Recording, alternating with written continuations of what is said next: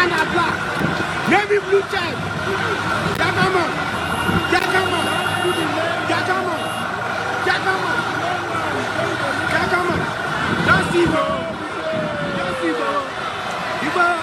One got you are confused. The love is too much. The love is too much.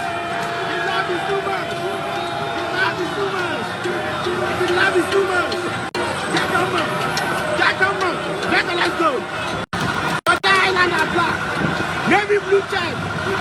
Jagama. Jagama. Jagama. Jagama.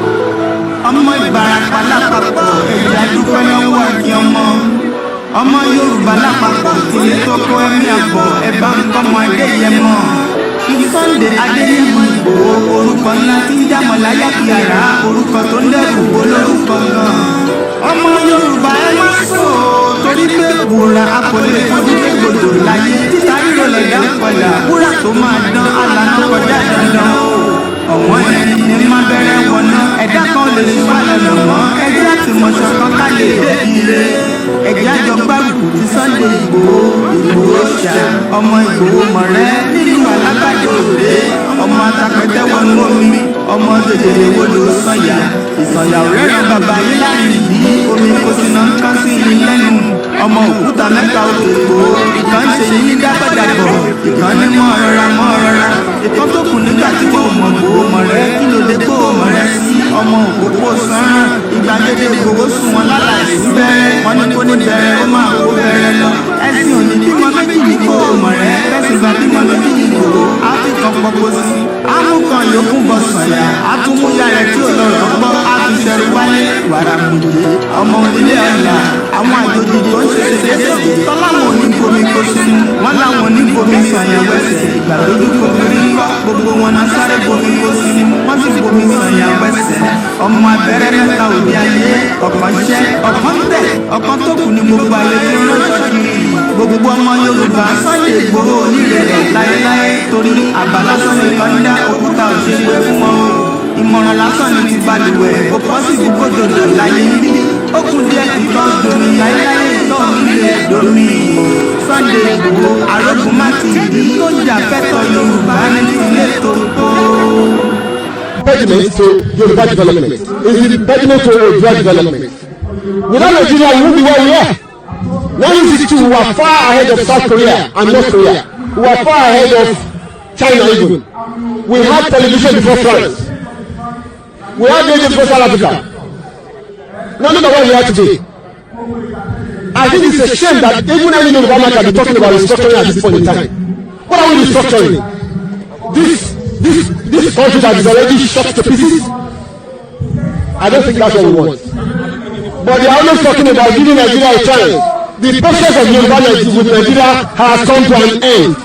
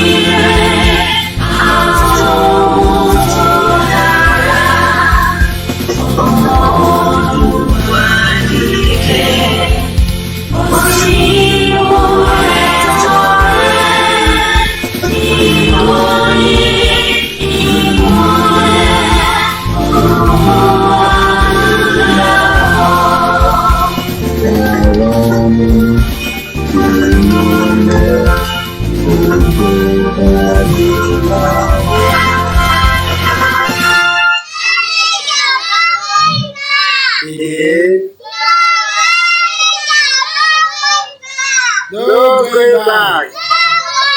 Ìgbòho òòṣà iṣẹ́ rẹ̀ tẹ̀síwájú. Mr. Takoe kìí ṣe àwọn ọmọ lórí ìlú. àwọn ló kí ni o lágbára Ọlọ́run àmàdélé rẹ ní orúkọ Jésù Yorùbá nation. And a very good evening and welcome to the late night conversation. I welcome you into the program. As we speak right now, it's just coming up to almost 9 p.m. local time in London. My name is Olayemi Koiki, and if you're watching this platform for the very first time, it is called Koiki Media, one out of so many media that want a total exit of the Yoruba people. I say a very good evening to all our viewers and listeners from around the world as we continue our campaign, as we continue our demand, as we continue our agitation, as we continue to explain to so many people the reason why the Yorubas must now come together before it is too late and realize that the only option we have at this particular time is to exit Nigeria. Nigeria, for those that probably do not know, is somewhere in the West Africa. It was put together in the West Africa in 1914 during the colonial era. This was a decision that was made without any kind of consultation. It's been almost 108 years that we have lived in that part of the world. But today, after 108 years of the existence of Nigeria, it seems that the structure is now fragile. It seems the unity is becoming much open.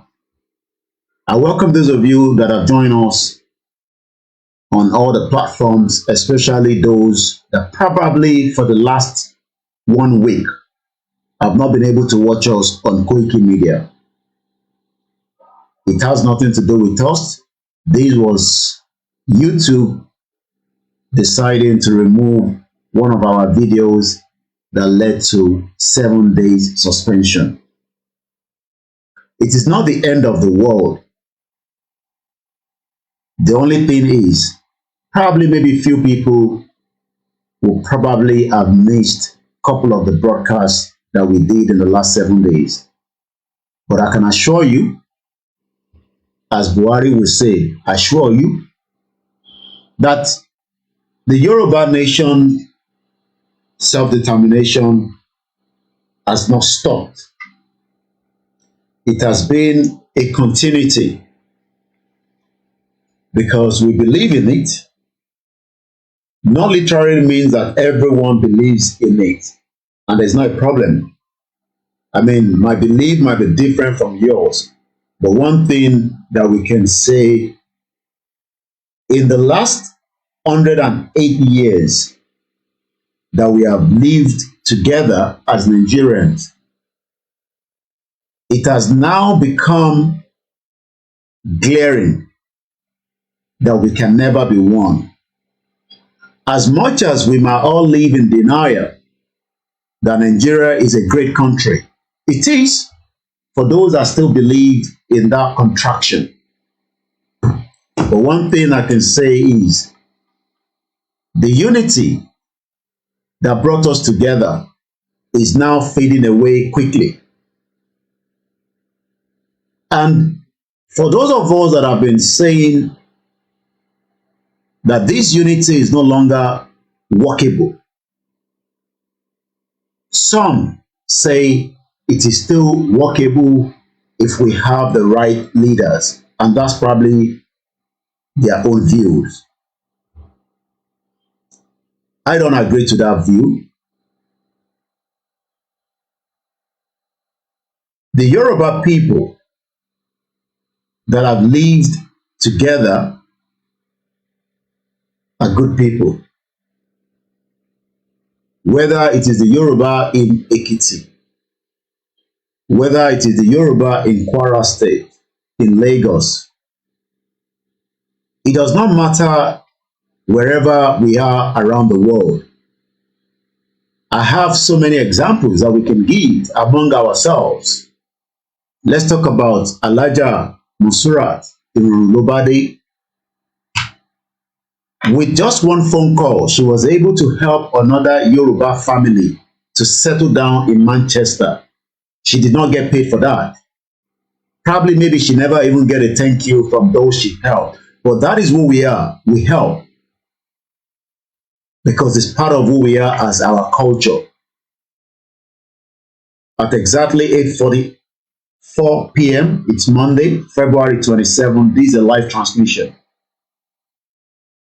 It has now become a threat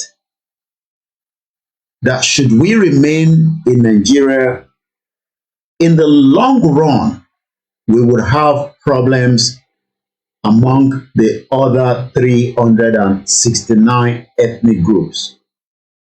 Not that we can't live together, but everybody has one hidden agenda, whether it is the Yoruba, we have our own hidden agenda, just as the remaining ethnic groups. So it depends on who takes the control of what is known as Nigeria or the territory that you live in. And that is now being played out in what is known as Nigeria today.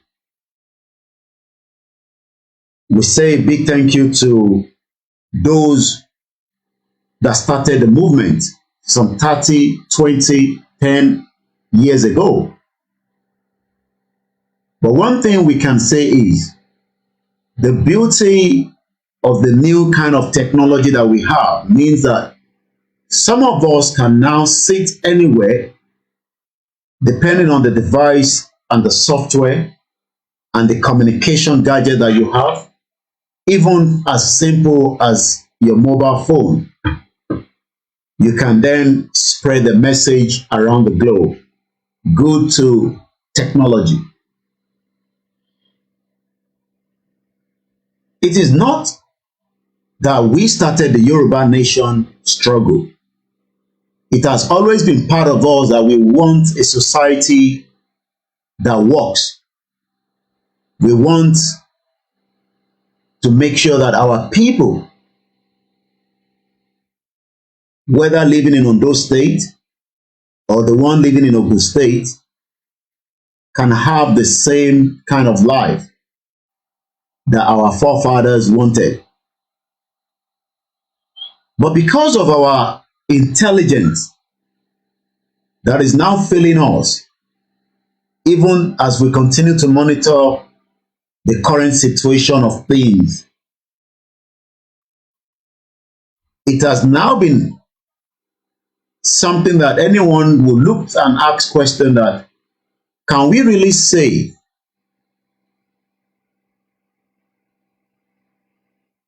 that those that were thinking that they control a particular state, they are now losing out? Because they are not probably seeing the foresight of what we are saying. In today's Nigeria, everybody has the right to live anywhere. And let me clear this particular gray area. And I'm still going to speak in Yoruba, but I'm communicating now. When I speak English, is because I want the international community that are still present in what is known in Nigeria today. And I've been reading some of their reports regarding the ongoing fraudulent election that we totally disagree with. We have not endorsed anybody, and that is still our stand. We are Yorubas, and we are proud of that. But it does not matter how Yoruba you are, should we remain in Nigeria. Let me say this clearly. For those that probably do not understand the meaning of Nigeria, should we as Yoruba people remain as Nigerians, Every other 370 ethnic groups have the right to live anywhere in Nigeria, including Lagos State. Let me repeat myself again. Should we continue with that establishment known as Nigeria, as Yoruba people, but bearing the identity of Nigeria, you would have to accommodate the remaining 370 ethnic groups.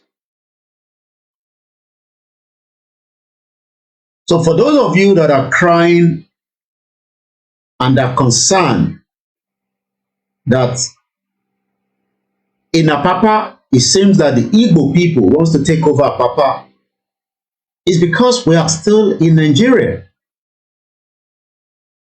and they have the right.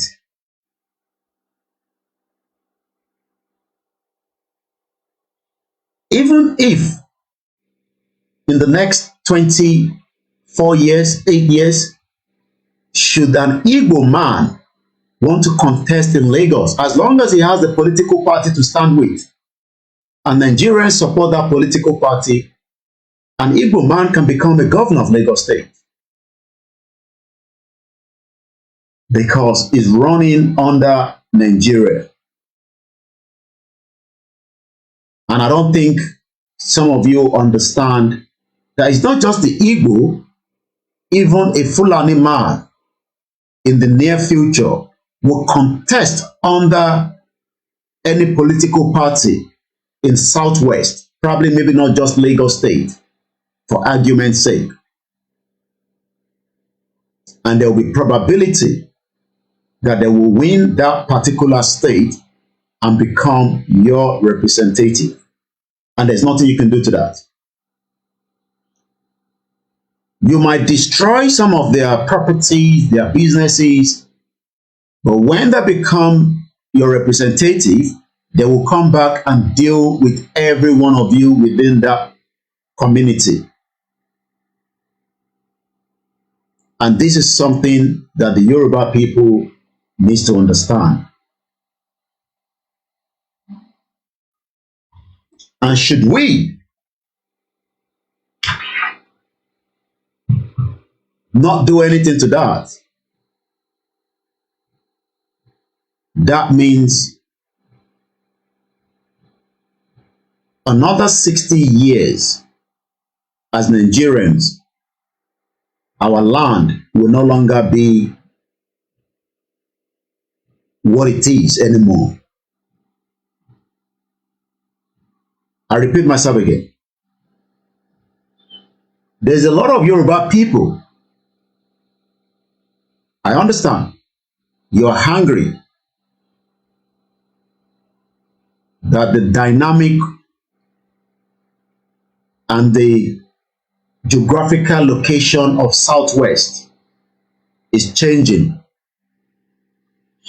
It might not be changing in a very fast pace.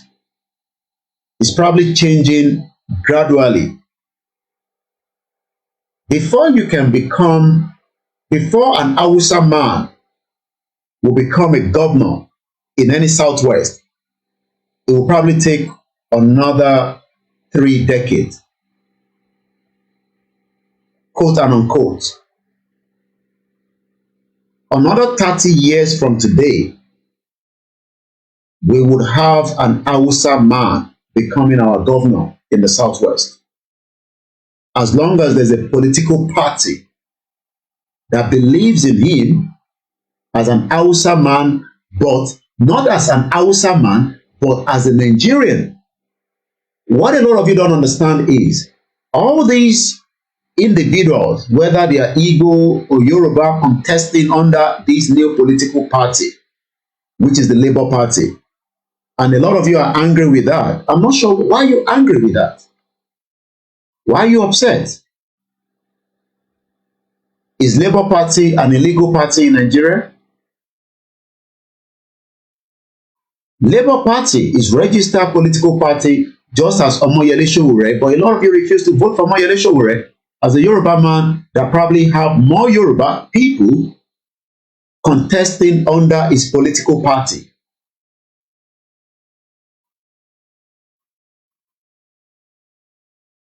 So there's nothing to be upset about. It's just the way life is. The reason why the British left European Union so that they can control their borders and secure their identity that is changing at a very, very small pace.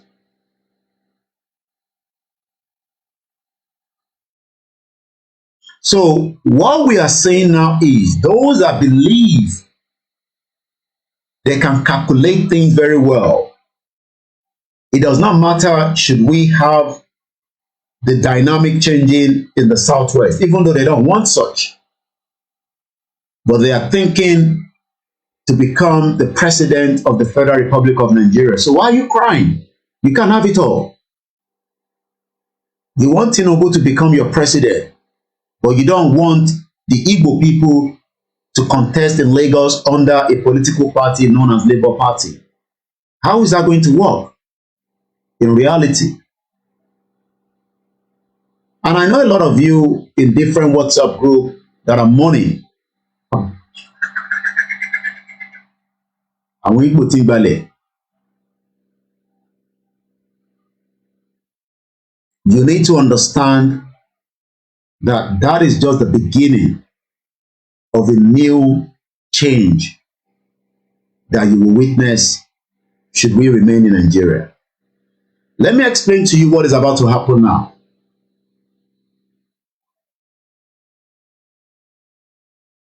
We will witness a new world order where probably, I'm not sure because I don't have the statistic right in front of me right now, but let's give it from 8 years of this present government in Lagos State.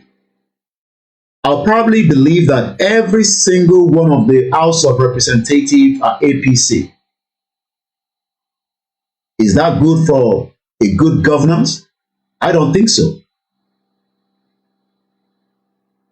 I believe we should have other political party, even an independent political party.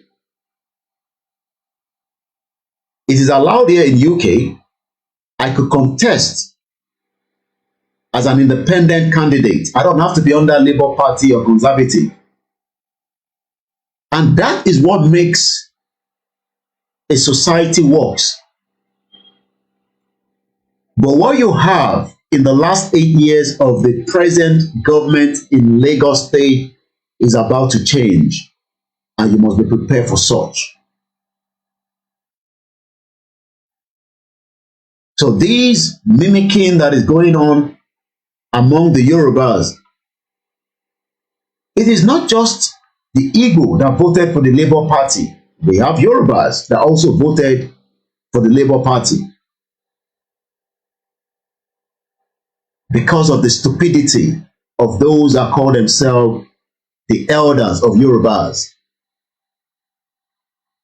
that probably disagree with our views that it is time now to wind down Nigeria, when we were telling them, okay, let's bring it down right from the Lagos House of Assembly. But right now, the Lagos House of Assembly would have to sit among other political parties, whether they like it or not. And that is not something you should be worried about. But what we should now be worried about is, are we going to see more of that in the near future? Are we going to see maybe another spring of Hausa community set up their own political party and contest in Lagos State, and they'll probably win election and become your House of Representative, and you will not be able to now chase them out of your land? So the issue of attacking the Igbo in their market is not the solution to the problem.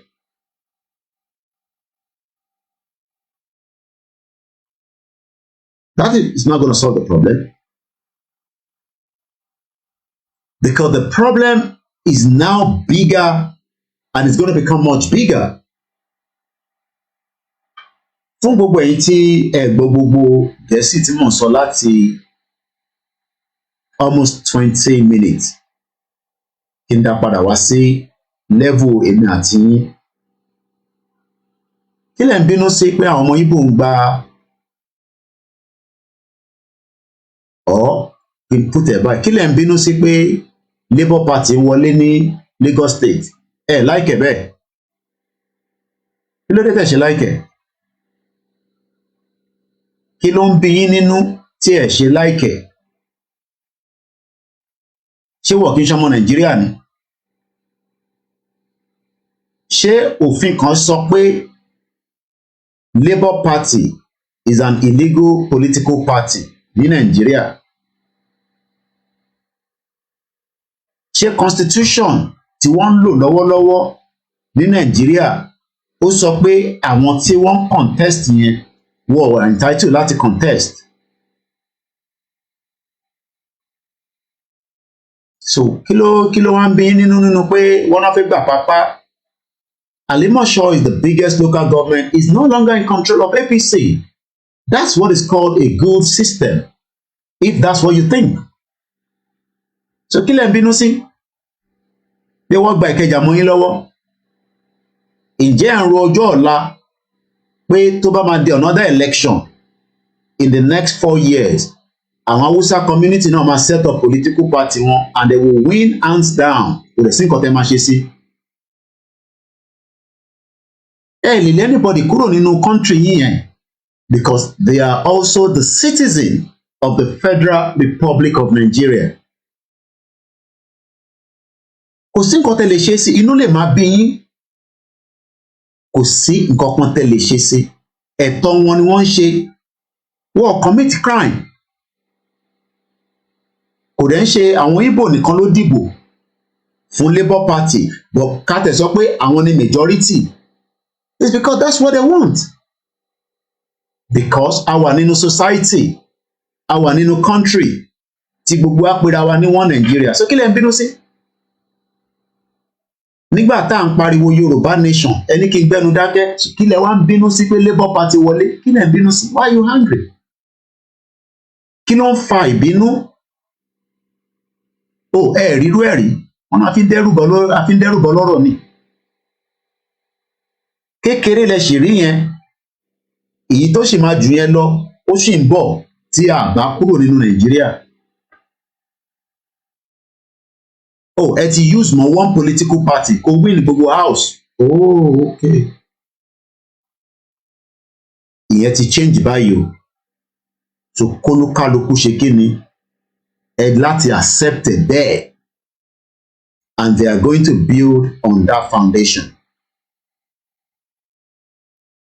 Ẹ jẹ́ lọ máa múra dáadáa kán má bàa gba gọ́vnà mọ́ yín lọ́wọ́, Labour Party.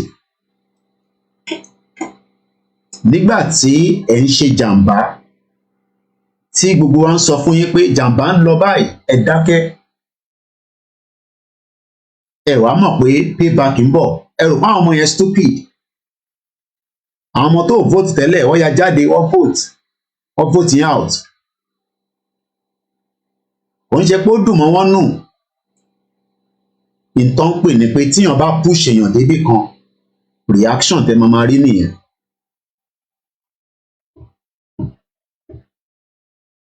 Ìbẹ́ nígbà àwọn ọmọ yẹn ní structure.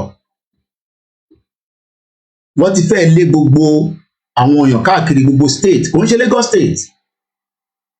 So many people have lost their seat because of this Labour Party. That is just the beginning of the tsunami tó fẹ́ wọnú Nigeria. Should we not get out now before it is too late? Mo kí gbogbo ẹni tẹ́tí ń darapọ̀ mọ́ wa. A very good evening, Ìyàwó Ọmọlára Ìyàbọ̀ Ọ̀jọ̀lá and the Koiki Media backup team. So don't feel angry right now. 30 years from today, Tabashi continue pa wanu Nigeria. Hausa community náà máa establish a political party. Ibi tó bá dẹ̀ pọ̀ sí, àwọn tí wọn ló máa dìbò fún wọn, àwọn náà dẹ̀ máa di representative yín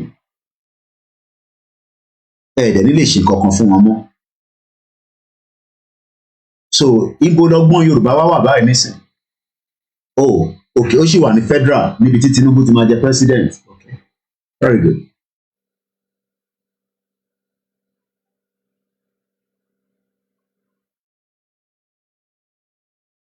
So wọ́n ní pé èèyàn kan ní pé wà angry pẹ̀lú nǹkan tí mò ń sọ. Ẹ sì máa làgò mọ́rí gan. Àwa ń gbé Yorùbá nation bọ̀ lẹ́kọ̀ọ́, ẹni kọ́ lọ pa àwọn èèyàn. Ẹ wá ní ẹ̀ ń bínú sí nǹkan tèmi sọ nísìnyí pé Kóìkì ni ó jẹ́ pé àwọn Labour Party wọlé ní Lagos State. Nígbà tí mò ń polówó Yorùbá nation fún yín, ẹni mo stupid, ẹni kò tí tó àsìkò.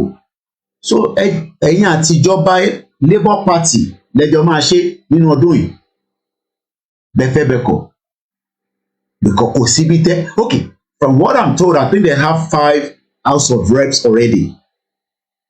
Márùn. It has never been done before in the history of Lagos State. Even gan PDP gan mo rò pé fún wọn láyè kó penetrate àárín yín nítorí pé olè ní gbogbo yín, oníjẹkújẹ. Tara yín nìkan lẹ mọ̀, ẹ mọ̀ tara àdúgbò. Do you know how many Yoruba people ló ní problem ní different constituency? Kíá nípa wọn, but election bá dé, ẹ kó gúgúrú àtẹ̀pà jáde àti bọ̀lì àtàgbàdo àti iṣu, ẹ kó fún wọn, ẹ gba ìbò wọn, ẹ bá gbà tán ẹ sá lọ, wọ́n á máa wò yín lórí Instagram, ẹ wá náà ń bínú. Kí lẹ ń bínú sí? You don't have to be angry. It is just the beginning of what is not to come.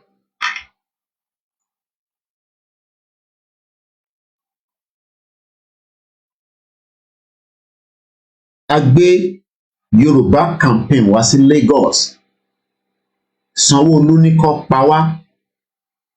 Ẹ wá ń complain nísìnyí pé Labour Party gba Sanwó-Olú, ó jẹ́ lọ múra dáadáa, because kékeré lẹ rí táwọn ọmọ yẹn ṣó yín.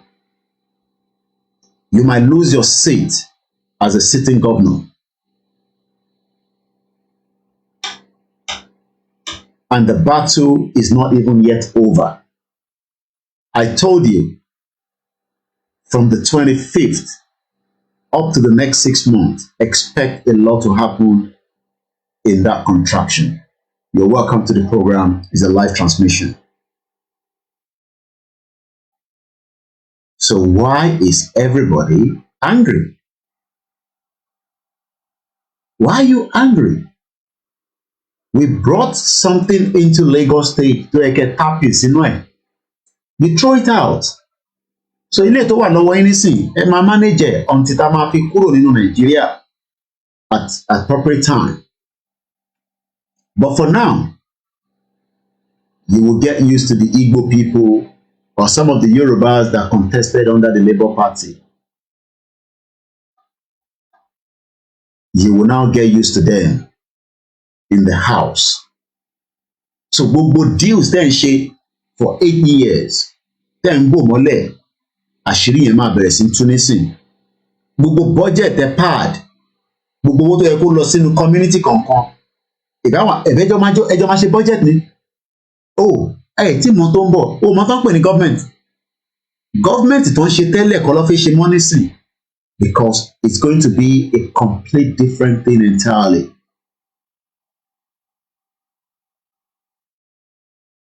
And it is not just in Lagos that this has affected, but Lagos is the backbone of the Yoruba people.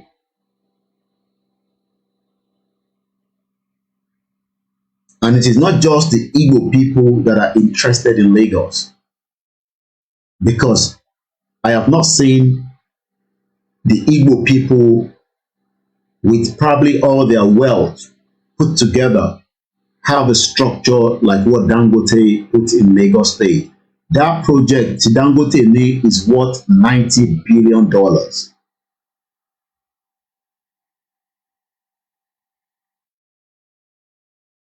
Ẹ ṣẹ̀ṣẹ̀ bẹ̀rẹ̀ ni.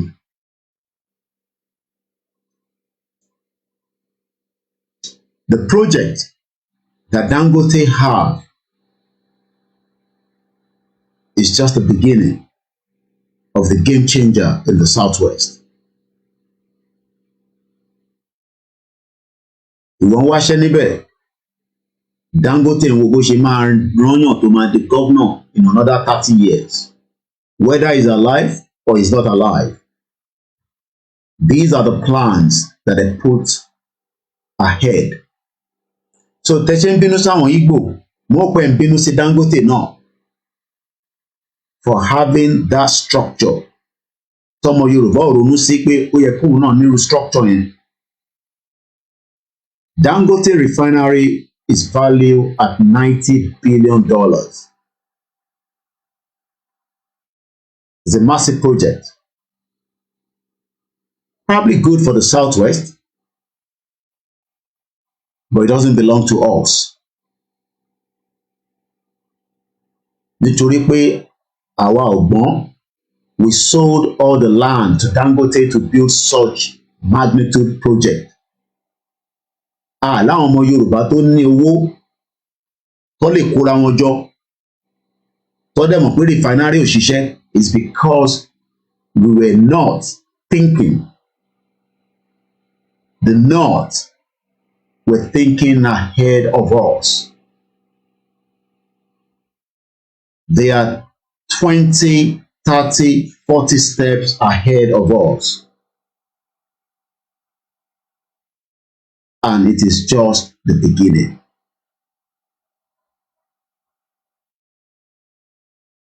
And whoever owns the power controls the society.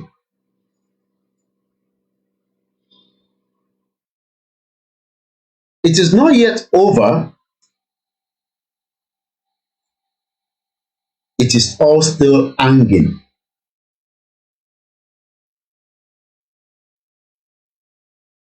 But before everything will fall apart, some of you would have to accept what is playing out today in the Southwest, especially because if you don't come in June, you would have to accept it. You might not like it, but you will accept it. The picture behind me is put together by Think Yoruba First, and I love it so much.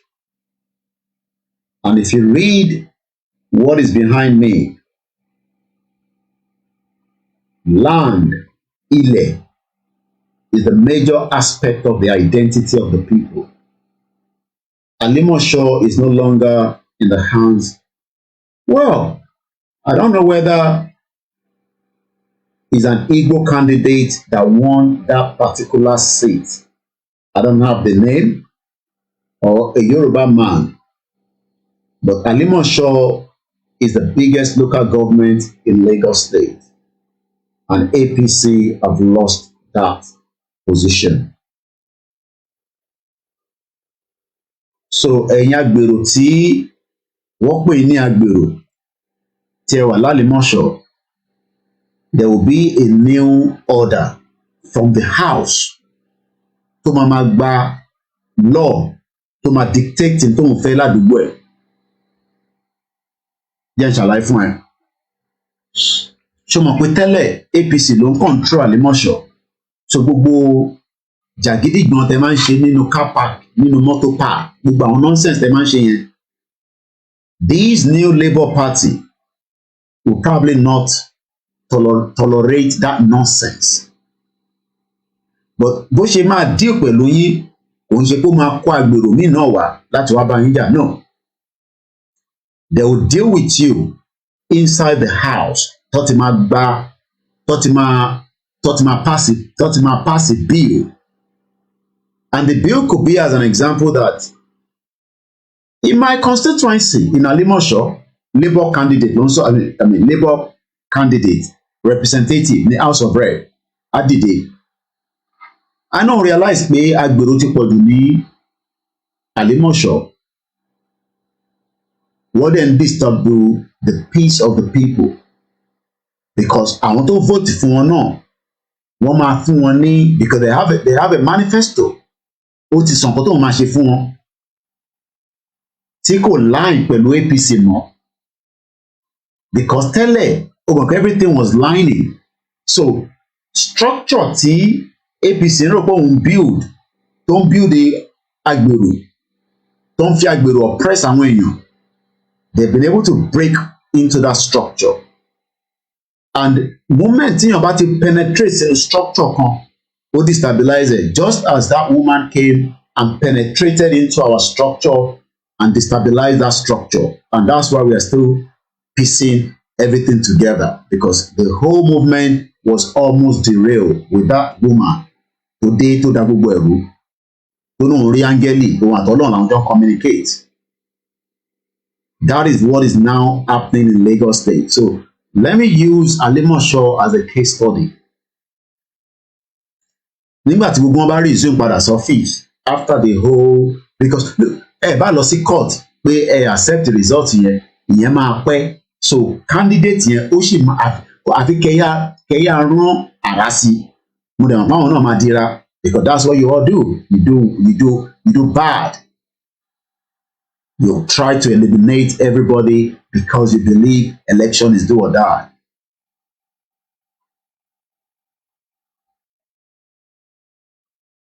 And by the time he gets to his seat in the House, he will raise a bill that is having problem in his constituency, which is one of the biggest constituency that is generating only God knows how much for Lagos State, because Alimosho is the biggest local government that is no longer in the control of APC. And they will pass a bill. The bill will probably not move fast because àwọn náà pọ̀ nínú house. Okay? So you might be lucky. The bill will probably be through because APC sì máa pọ̀ jù wọ́n lọ. But are you thinking that another 4 years wọ́n ní multiply? Tíwà tíyàwó ẹ̀ bá ń sùn nínú ilé lójoojúmọ́, tẹ́ ń sùn, àbí ìwà àti girlfriend ẹ̀ tó ń sùn, tẹ́ ń sùn, ṣó fi ìpéjọ kan kò ní dánmọ́. In another 4 years, I believe from what I heard in the news, there's about 5 candidates of the Labour Party tó máa darapọ̀ mọ́ House of Rep in Yoruba land. But it's not a Yoruba land because it's Nigeria as it is. Nigeria is still a sovereign nation. So tá bá ń sọ pé Yoruba land, àwa la kàn ń sọ yẹn fúnra wa láti fi máa dúra wa nú. That is still Nigeria.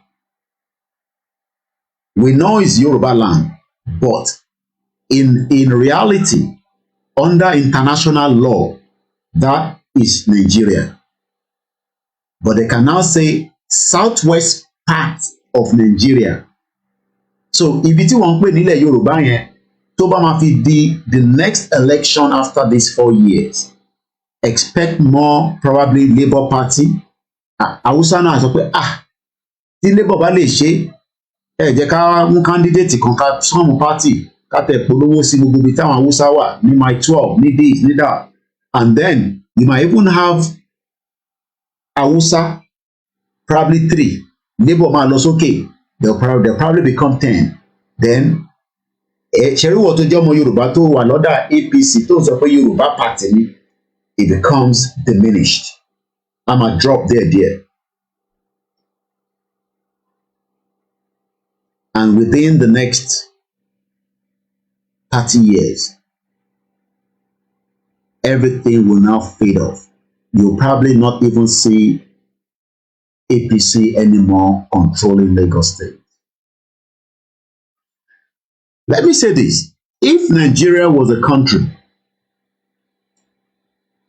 for argument's sake, for me, it's good. I don't want PDP to run the whole chairman in the state. It's not good for governances. And that goes with APC Afghan and any other state because each state èèyàn kan ló máa ń win ní gbogbo local government one particular party. It is not done like that and you will have a balanced structure.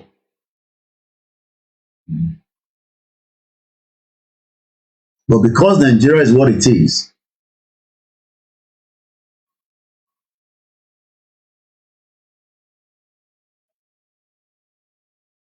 I pity all these, or those that we call the leaders in the front. Ẹ̀yàn fún àwọn olóògbé àwọn smart jù àwa lọ. Kí ni Koiki mọ̀ tó ń pariwo Yorùbá nation? Ṣé wá rí i pé ìwọ tó ní jẹ́ ká ṣíwájú débẹ̀? Wọ́n ti ń gba Lagos mẹ́ lọ́wọ́. Oníṣẹ́.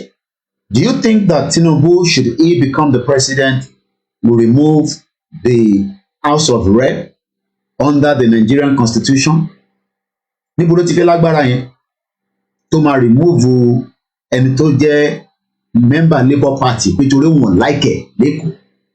Oh, are you thinking like that? You better stop thinking like that because bóyá o ti mọ̀ gbogbo róyó látijọ́ Saturday ó jẹ́ kójú ẹ̀ kó clear dáadáa. The reality is going to be done on you all very soon. Ẹ ń sọ̀rọ̀ òkè ní federal ní local level wọ́n ti lé gbogbo yín dànù. The structure is changing. But there's nothing any one of you can do because intoshe is legal. Let me take you back again to 1998 when I got to this country. I was not given opportunity to do what Labour Party candidates are doing right now. You know the difference? Because I was not allowed láti gbégbá ìgbò pé mo ní mo fẹ́ lọ contest. Because what if it clauses sí documenting? So èyí tí ẹ máa ń sọ pé báwo la ṣe máa deal pẹ̀lú this internal problem pẹ̀lú àwọn àti Igbo àti Hausa àti àwọn other ethnic groups tó ń gbé láàrin wa. You cannot chase anybody away. Let me put this in record. Because a lot of you think that Kabagba Yoruba nation, Akomale everybody law, then that means we are not working under the international law, quote and unquote. Because I'm a money problem. Pẹ̀lú àgbáyé tàbá ń ṣe bẹ́ẹ̀. Gbogbo ọmọ Yíbò tó wà nílẹ̀ Yorùbá ó yá pátá ẹ kẹ́rù yín au revoir ẹ máa lọ. Àti ìwọ tó fẹ́ yàwó àti ìwọ tó fẹ́ kọ́. Look, it doesn't work like that in reality. Gbogbo ìbínú tó ń bínú pé àwọn ọmọ Igbo ti gbalẹ̀ wọ́n ti ṣe kí it doesn't work like that. I listen to some of my colleagues in the media. Bí I will understand bí kan ṣe ń work. Bó ṣe máa work, òfin ni. Kò dẹ̀ ṣe pé òfin yẹn máa lé wọn lọ. Get me right. In tó mọ̀ òfin UK lé mi jáde. Look, you know the UK system. When I arrived there in 1998, they were ready to chase me out. Oh, no, Mr. Koiki, nígbà tó gba visa, ó ní ó fẹ́ wá ṣọlidé ìgbà ló tún wá di pé ó fẹ́ gbé níbẹ̀. Mo bẹ̀rẹ̀ sí kóòtù oríṣiríṣi òfin. Inú òfin tá a bá ní lọ́jọ́ iwájú ló máa decide who will be with us and who is not going to be with us.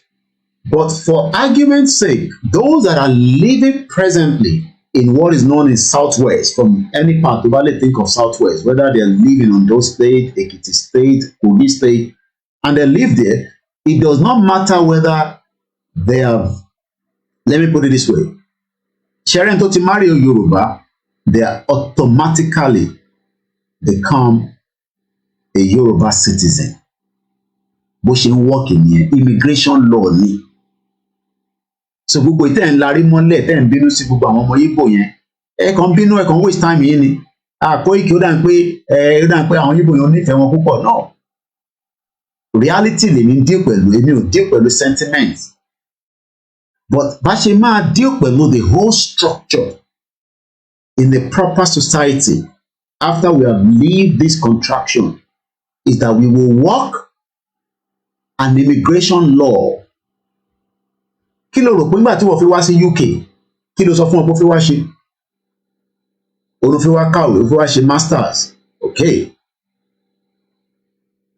Law sọ pé o lè múyàwó wà tọmọ àbí? Ṣé o mọ̀ pé law yẹn máa change nílùú ẹ̀ láìpẹ́ because wọ́n ẹ ti fi di body sí UK lọ́rùn. Ìyẹn ló fi ń parọ́ àbí tẹ́lẹ̀? A lè bá yín tó UK o. But 10 million naira. Ẹ̀gbọ́n ti pọ̀ jù mọ́ lówó yẹn. Okay. 5 million. Or àkọ́kọ́ fún mi 3 million. Mo kàn fi ń ṣe this is how we oyè yín. But the law is now changing in UK. It is called immigration law. Kí ló rò pé o lè wọ US anyhow? The last people to enjoy ìlú yìí, àwa náà ṣì enjoy ẹ̀kọ́ lọ́njà jẹ́pẹ́, and don't expect me to come to Nigeria. I have nothing. Happy birthday once again, Iyawa Lokai Autonomy, and those celebrating their birthday today. For those of you that don't know what is immigration law UK ni kò jẹ́ kí n ríwèé gbà for 14 years. Gbọ́ mi dáadáa. I'm using myself as an example. Kémi tó dé ìlú yìí ní 1998, wọ́n ti ní immigration law, wọ́n dẹ̀ ń change ẹ̀. Bí nǹkan bá ṣe ń wọlé sí, lọ́n amend ẹ̀, lọ́n change ẹ̀. Nígbà tí UK máa kúrò nínú EU, ṣé o rò pé wọ́n lé gbogbo àwọn ọmọ EU tó wà níbàyí lọ ni? No, wọ́n lé wọn lọ. Ìtọ́ ṣe ni pé wọ́n béèrè lọ́wọ́ àwọn ọmọ tó jẹ́ ọmọ EU tó sì fi gbé níbí báyìí. And this is what is going to happen when we have our own nation. So this energy that I'm born pé àwọn ọmọ Igbo ló fi fún wa ní problem. Look, tọmọ Igbo bá fẹ́ gbalẹ̀ mọ́ wa lọ́wọ́, a máa bá wọn jà, a máa pa wọ́n, ẹ̀gbọ́n mi, lọ́jọ́ iwájú. A máa bá wọn jà. But kò ń ṣe pé a fẹ́ bá wọn jà, fẹ́ pa wọ́n nísìn, because whether wọ́n ní intention bọ́ fẹ́ gbalẹ̀, ẹ̀yẹn sì jẹ́ kó wá try ẹ̀ lọ́jọ́ iwájú àbí lẹ́yìn. Ṣé máa ká burn energy wa pẹ̀lú àwọn yẹn nísìn? Energy wa ni pé ká tẹ̀ kọ́kọ́ stop dynamic nǹkan tó fẹ́ change nílẹ̀ Yorùbá pẹ̀lú idea pé Labour Party náà àwọn ọmọ yẹn náà wọ́n bínú, wọ́n like Tinubu, olè, drug baron, ayàgbẹ́sára, bàbá tó lé tó ń lo pampers, kọ́lọ̀ fún lálàáfíà, ìgbóhùn náà fi gbọ́ràn, tó bá rìn èèyàn méjì máa package lẹ́gbẹ̀gbẹ̀, ìyẹn ni fẹ́ fi ṣe president yìí. Jonathan lẹ́nu mọ tí yó, Tinubu á máa sùn kò ní mọ tó ń lọ rárá, Shettima dẹ̀ máa báṣẹ́ lọ, ó ń build another empire tá à ń sá fún. Because Shettima is smarter than Tinubu. Ẹ̀yin kan máa rò pé àwọn èèyàn ní Yorùbá gbọ́n, Tinubu máa kó àwọn èèyàn para, ṣé Yorùbá nìkan ló máa kó mọ́ra? Kò ní kó Haúsá, àwọn Haúsá ò dìbò fún, wọ́n kú kìbò wọn lọ́wọ́ nísìn ní north, tó bá rẹ́dì nísìn wá dìbò bẹ́ẹ̀ fún. So you think that ẹ̀yin Yorùbá nìkan ẹ̀yin tẹ̀tẹ̀ lè deliver fún ní Lagos State, ìfún Lagos yẹn náà láti rí nísìn. So it is not, Tinubu is not going to be a Yoruba president. Tinubu is a Nigerian president. And already, àwọn PDP ti sọ pé àwọn ọgbà. Wọ́n dẹ̀ tún sọ fún PDP pé kó kíáfó má dàgúnlẹ̀ o. Mo tẹ̀ dúpẹ́ pé èmi nísìn kọlẹ̀ sọ pé mo fi dọ́gúnlẹ̀. Kábíyèsí Elédùmarè mà dúpẹ́ fọ́lọ́run. 3 years ago, you were all pointing finger at me. The revolution that is about to hit Nigeria have just started.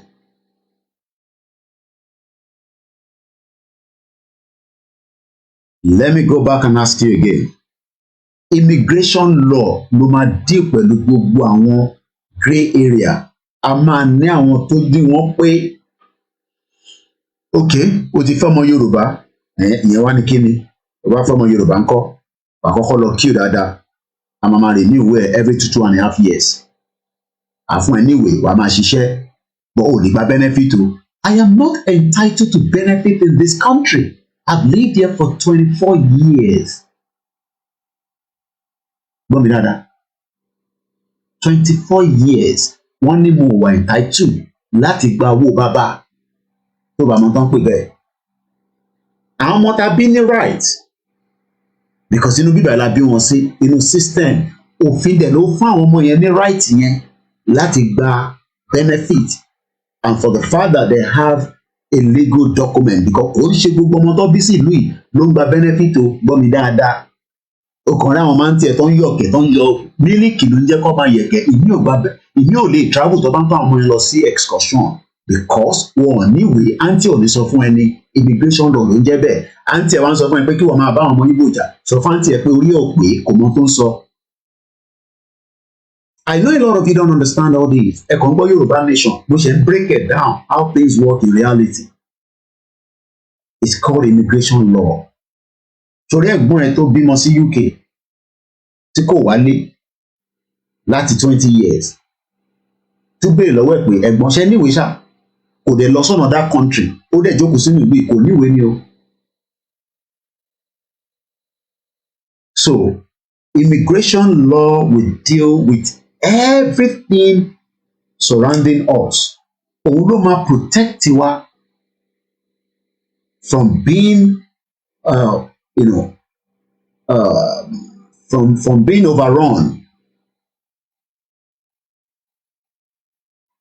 But should we remain in Nigeria, you cannot do anything. Ẹ lè máa bínú, ẹ lè máa larí mọ́gi, ẹ lè máa fẹ́ àgbèrò threaten àwọn ọmọ Ìgbò, ẹ lè ṣe nǹkan kan fún wọn. They have the right to be in Lagos State.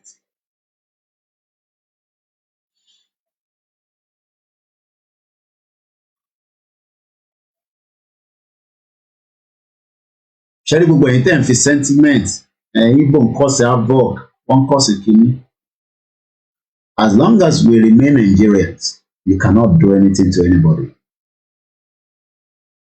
Because the law protects everybody to live anywhere they want to live within Nigeria. The law accept that. A few minutes. Once again, a very good evening and welcome to the program. ọmọ Ìbàràpá lápapọ̀ èdè àdúgbò lọ́wọ́ ẹ̀dí ọmọ Yorùbá lápapọ̀ tilẹ̀ tókó ẹ̀mí àbọ̀ ẹ̀bá nǹkan mọ́ Adéyẹmọ kí Sunday Adéníyì Ìgbòho orúkọ ńlá tí ń jámọ̀ láyà bí ara orúkọ tó ń dẹrù bó lórúkọ gan-an ọmọ Yorùbá ẹ má sùn o torí pé bùrọ̀ a kò lè fojú gbogbo láyé títa ríro lẹ̀dá kọlà wúrà tó máa dán alànà kọjá dandan ọ̀wọ́n irin ní má bẹ̀rẹ̀ wọ̀nà ẹ̀dá kan lè ṣì wá lọ́nà mọ́ ẹjẹ́ àti mọ̀ṣọ̀kan ká lè débi rẹ̀ ẹjẹ́ àjọ gbárùkù ti Sunday Ìgbòho ṣá ọmọ Ìgbòho mọ̀rẹ́. Once again, a very good evening and welcome to the live transmission. It's coming up to 9:31 a.m. Oh, sorry, p.m. I'm living in a different world, is it? Let's come back now to the conversation of the day. No one can stop us from our exit from location 9. Yoruba self-determination is our fundamental right. If you're confused, you can go into the lagoon and drink more water so that you will not be confused. For those of you or that individual asking, I'm confused.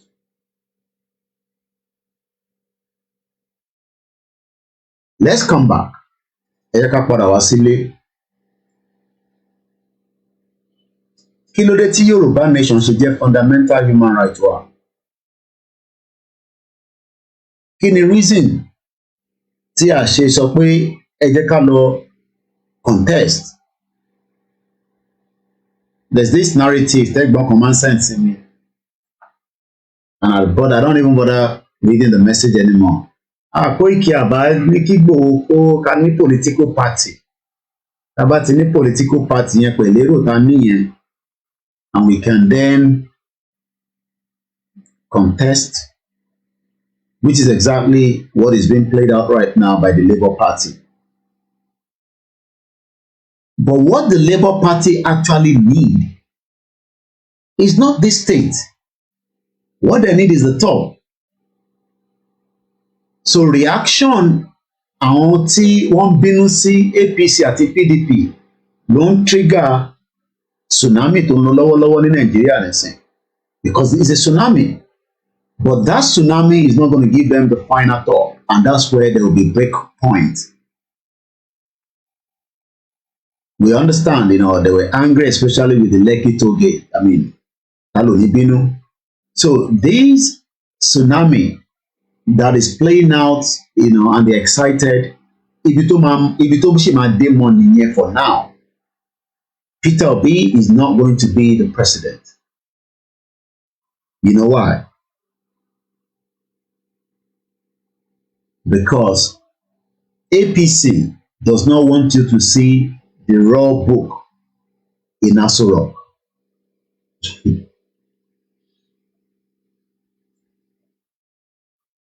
So the momentum that is going on, building around in Nigeria today, that people are excited that there's a change going on left and right. The real one that they need is Peter Obi.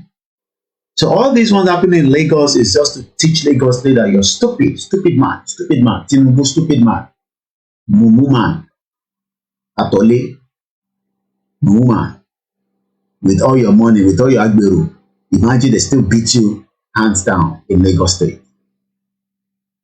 So gbogbo yẹn is just to make you that believe in Nigeria to be angry.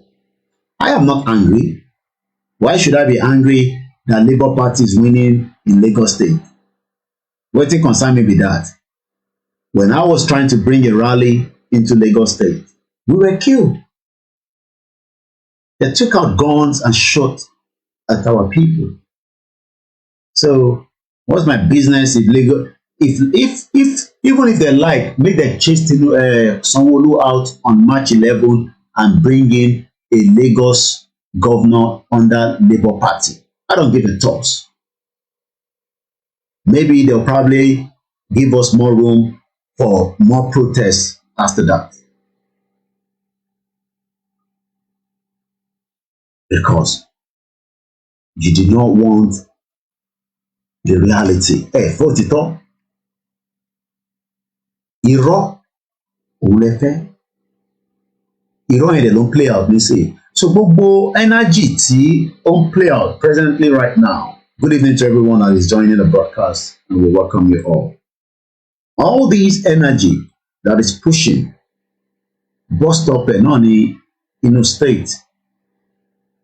I don't know whether we will get surprises from the governors where Labour will win one governor position. We don't know yet, but we are going to see. But the main one tó need gangan òun ni Peter Obi, and they're not going to get that because APC is already rigging the election as it is. I think just as I was coming online, I was reading that Obasanjo is telling Buhari to cancel every election. Oh my God. It's just about to start. Let me go and see if there's a headline on that already. Obasanjo alleges fraud in the presidential election but calls for calm. Compatriot Nigerians, please exercise patience until the wrong is right. I strongly believe that nobody will toy with the future and the fortune of Nigeria. Okay. Former President Olusegun Obasanjo has alleged that the result of the last Saturday presidential election have been doctored and manipulated. Let us wait for the firebomb that is about to take place in Nigeria. I told you all that the 25th of February, the crisis, the chaos, the political killings, the court cases, everything that is going to happen will last more than 6 months. And that is about to play out within the next couple of days. And as a lot of you are preparing let me remind us, it is a good thing for we, the Yoruba people. So, if the Bajamo Yoruba, ẹ má wá worry too much lórí pé àwọn ọmọ Igbo wọ́n fi gbalẹ̀ Lagos State and all that nonsense that, you know, these narratives that they put out there, there's no way they can take that land. So this narrative that they're going to take your land is just all lies. The real narrative is the Fulanese, and that is Obasanjo right there. Obasanjo, Onike, calm down. Do you know that this is what Obasanjo told you to do? Because he's not going to do it. He's in his 80s. He's an old man, but well respected according to those that knows him outside Nigeria. But he told you to do this. If that election do not go your way, probably maybe you want to listen to Obasanjo. Now, you see, you Obina, you have everything going for you. And I don't want you to feel discouraged. Please, things are bad in Nigeria, but I believe it's only for a short time. Because it depends on you. Whatever my generation might have done wrong, and I will be the first to admit that my generation has done a lot wrong, it's for your generation to do it better. And don't just sit down and complain. Don't just sit down and complain. Sitting down and complain is like the anger of the cripple. You're on the same time, you will be on the same ground, on the same level, but you have to be proactive. And you have to make sure you get enough of what I call critical mass of people, like-minded people, who will be ready to say, yes, we can bring about a change. And you can bring about a change if you get the critical mass of people that are ready to slug it out. I always say, when people say, hey, well, when will this old hag go out of the way politically? They won't go out of the way. You have to make them go out of the way. They won't voluntarily go out of the way. You have to make it uncomfortable for them. I'm not talking about violence, but bringing pressure to bear. So what kind of pressure are we expecting from Nigerians should the election results do not come back, as already even the international observer has condemned this election that is a sham, is a fraud. Just as Obasanjo says that this election has been manipulated and it has been doctored. Do you know what that means? Let me tell you in the dictionary. Doctored. Let's go and look for the English dictionary. Doctored, past tense, past participle. Change the content of the appearance. That's what it means. Doctor. We are talking about change the content of the appearance of a document. Just as the ṣe lólúwọlé níjọ́ kan kó tó di pé àwọn òyìnbó náà wá dá mọ̀ pé olúwọlé lélẹ̀ tí ń bọ̀.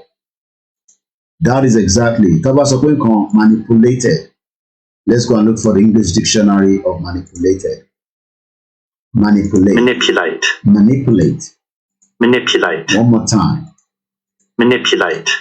Again, handle or control a tool, mechanism, information.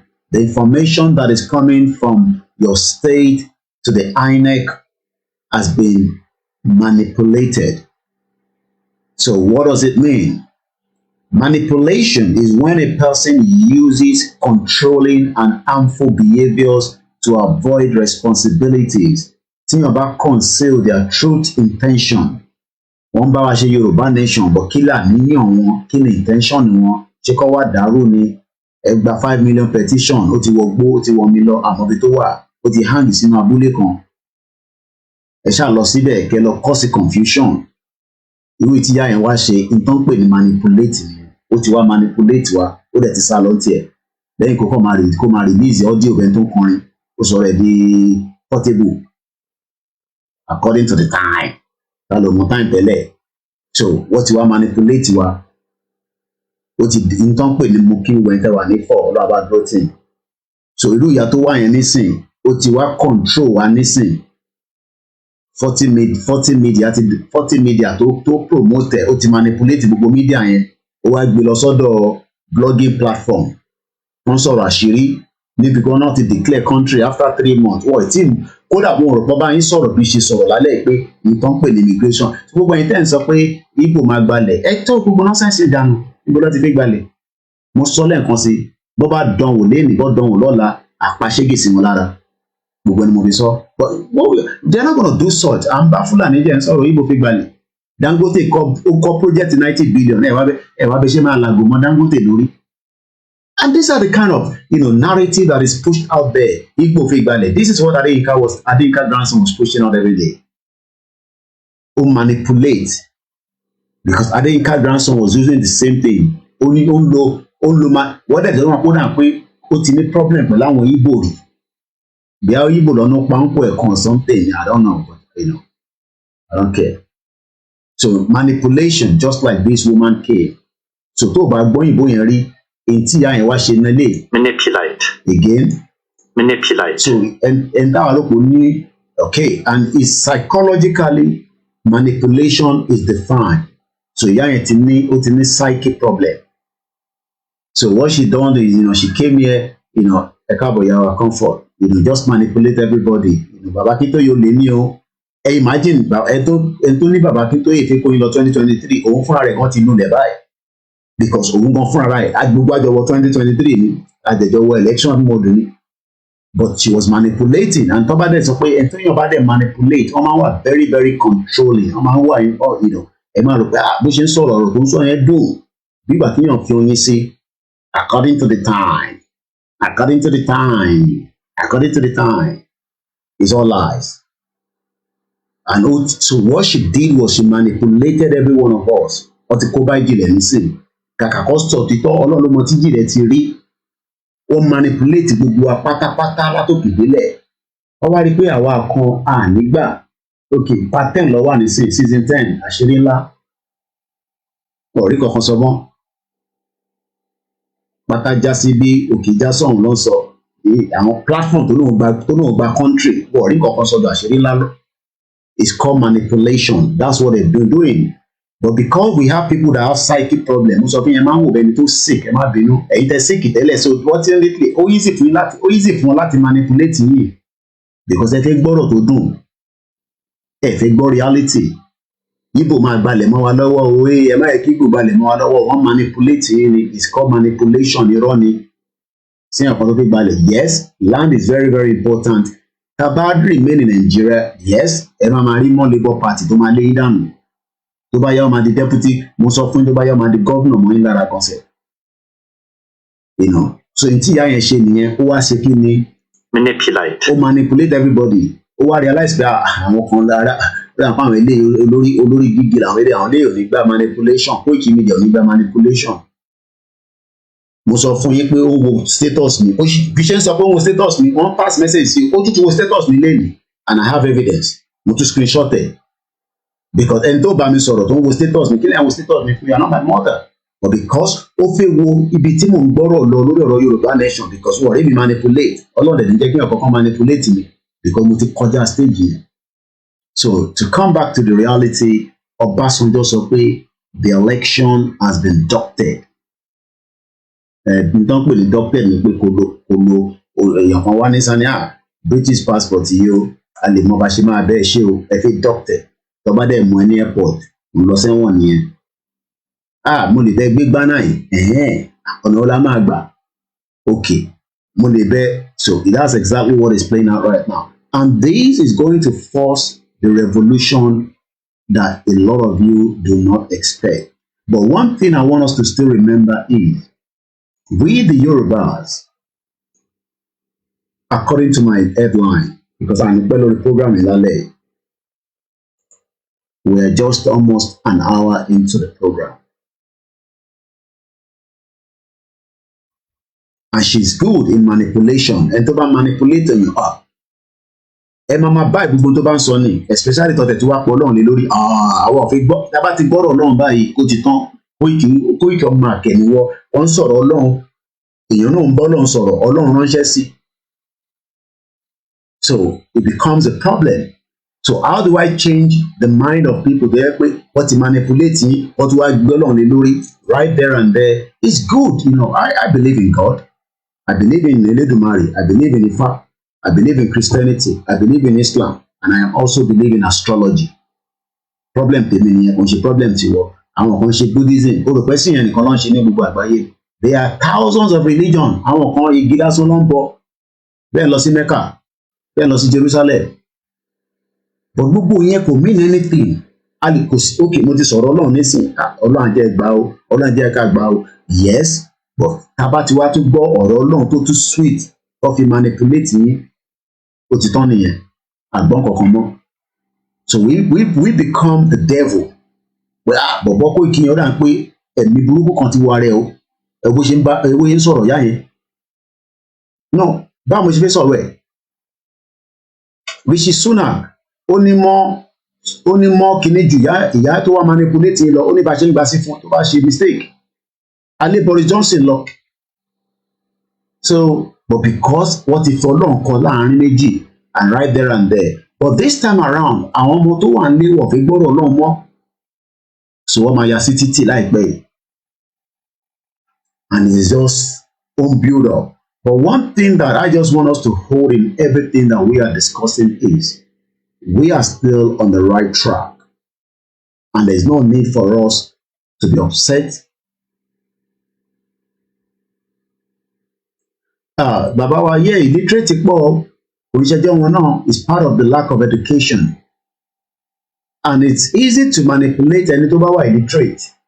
Look, tó bá sọ pé yàn wà illiterate kò ń ṣe pé torí pé o lè ka English torí Yorùbá yẹn gangan bàbá illiterate nìyẹn, because tó o bá ń ṣe illiterate ni right lẹ́yìn oṣù mẹ́ta tí ìlú kan sọ pé òun ti declare ẹ̀ẹ́dẹ̀ rí àpẹẹrẹ ẹ̀rí lẹ́mìí ààrẹ illiteracy kò ń ṣe pé ògbọ́n English ni mo sọ, Yorùbá nìyẹn, Yorùbá ṣáà lọ fi declare, ó dà pọ́n náà tó fi French náà declare, but I don't want to go into that area to kind of focus. But one thing I'm just saying is there is so many things that is still about to happen in what is known in Nigeria today. What I just want us to be patient is that, are we still on the right track on our own? In life, certain things might also happen for certain things to happen. I would have loved us to be in that situation of the M1. And talk about M1, you probably want to ask on the, but we don't have the tools. We are not prepared enough. That's my own view, not the views of Babakitoye. Ẹ jẹ́ ká kóra wa mọ́ra, mọ́ra àti mo gbọ́ fídíò kan tí bá Gani Adams ṣe. Mo mọ̀ bí a ní òní, because sometimes you don't even know which one is new video, old video. Mo ṣáà tó ń ṣáà post ẹ̀ sí mi platform kan, mo ṣáà gbọ́ bí a bí 3-4 minutes kan. And I listened to it, and so everybody agrees even with his views. And let me come back into, because I don't need the background anymore. So let me just come back to my full screen. I'm using an OBS in case you're wondering what software. The reason why Cash is still on YouTube since Monday last week was because one of my videos I was told it's just too powerful and they took it down. And that also gave us a strike. But we are working to have a system where lot of the websites were Latin live, and we can eliminate all these platforms, because it's not like, I mean, it's there, it's good. I want to gbọ́kọ lọ palẹ̀ ni. So táwọn náà bá gbọ́kọ lọ kalẹ̀, and it's available. It's just that I need to work out what it's going to cost me every month. Majority owó tẹ̀ ń fún wa through YouTube, which is good. YouTube náà ní commission tó ń gain lórí ẹ̀. So if any £10 ẹ bá fún mi, àwọn náà máa yọ bí i £6 or whatever, you know, I don't know. So we end up getting £4.50, you know, at least I'm on the platform one, but we can set up something like what Simon Ekpa is doing. He's no longer using YouTube. Àwọn tó kàn máa ń broadcast yìí tó dé àwọn autopilot media àwọn ló ń gbé lọ sórí YouTube. Simon Ekpa stopped using YouTube for a very long time because he was having the same problem. So even our monetization has been removed. It's not the end of the world. Èèyàn kan tẹ̀ pè mí lára àwọn media wa, and I was happy and grateful. Ó ní òun ní àkáǹtì kan tí ó wà monetize. Mo ní mi ò ṣe torí owó. I mean, yes, I need money, but talk about your monetization. Ṣé ìyẹn ní kí n má ṣe Yorùbá Nation mọ́? It's not the end of the world. Ẹni tó bá fẹ́ support wa, wá mọ bó ṣe fẹ́ support wa. Koiki àwọn ní tó pọ̀ £20. Mi ò kàn send message sí mi. They send account number. Let's send £20. They appreciate it. Every little helps. So mo kàn sọ fún media wa yẹn pé kó má worry pé ìyẹn ò tó nǹkankan. Ìtàn tèmi lèmi kọ sílẹ̀. Ìtàn tí Tinubu ò fi kọ tí wọ́n fi nà lẹ́kọ̀ọ́ ẹ wá ń sunkún ẹlẹ́lẹ́yà ẹ̀yin ọmọ Tinubu. Ìbá sọ fún yín ẹni ẹ̀fẹ̀ gbọ́. Ẹni Yorùbá Nation tí ra ẹni kò tí tó àsìkò. Just like I said, I was listening to Iba Gani Adams lógún ọ̀fẹ́ o nínú fídíò yẹn. Everybody agrees that problem tí a fi struggle pé a fi cross hurdle a fi cross hurdle ní gbogbo tá à ń ṣe is because ọ̀pọ̀lọpọ̀ àwọn ọmọ Yorùbá tó jẹ́ gbòógì wọ́n fọwọ́ sí. Bàbá mi Àlàbí máa ń sọ ní gbogbo ìgbà pé ìkẹjà bá wọn sọ̀rọ̀ ẹ pè wọ́n ẹ bá wọn sọ̀rọ̀ lẹ́yìn ẹ communicate. They are not interested in Yorùbá Nation. Criminality tó ń lọ nínú Nàìjíríà yẹn ó tẹ́ wọn lọ́rùn. Ọlọ́run fọ́run kẹ́ Larry Shitu Motors. I don't know whether he love a Yorùbá Nation. Oh yeah, they take 30%. So èlò ní 30% nínú £10 ẹ̀ pé mi mọ̀ mass. So tó bá jẹ́ £10, 30% of £10, èlò ní ẹ̀ máa bọ́ sí. Ẹ bá mi sọ ìgbọ́n mi ṣẹ́gun ọ̀nà. Thank you so much. So what am I trying to say is we are all going to leave this beautiful world. Ilé ayé yìí dùn gan wàláì. Ó dùn sí ọ̀nà tó bá feel.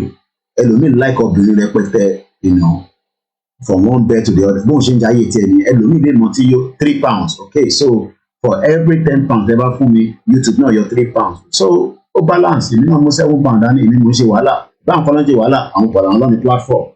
So it is okay. There's nothing wrong in that. You know, little money is coming from the monetization, but for the next 3 months, that is not going to happen. So any super chat, any members, any I'm sure they've sent a message and all that. But like I said, it's not the end of the world. We will just continue doing what I mean, almost for a whole year, when people were using my video, they were making money. They were making money on my videos because I actually told people to use my video.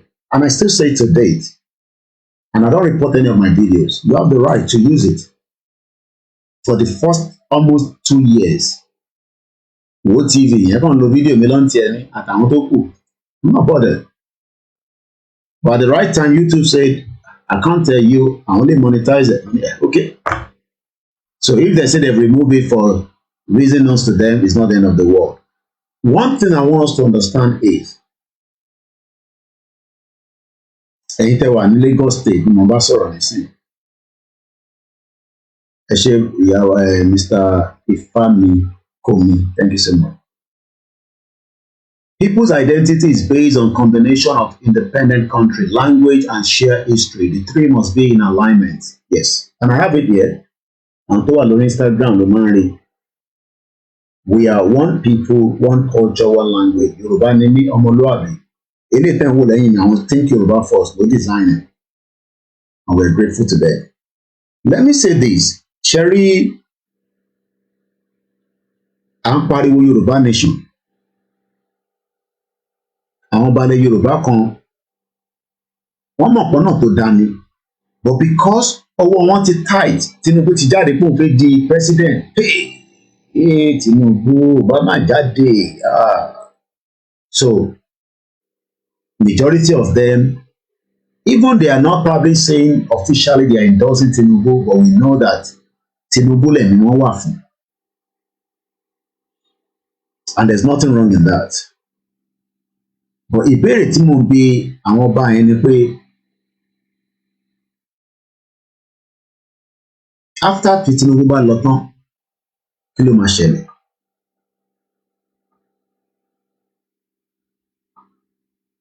Because 8 years, I'll probably be, by the time Tinubu bá máa ṣe 8 years ẹ̀ tán,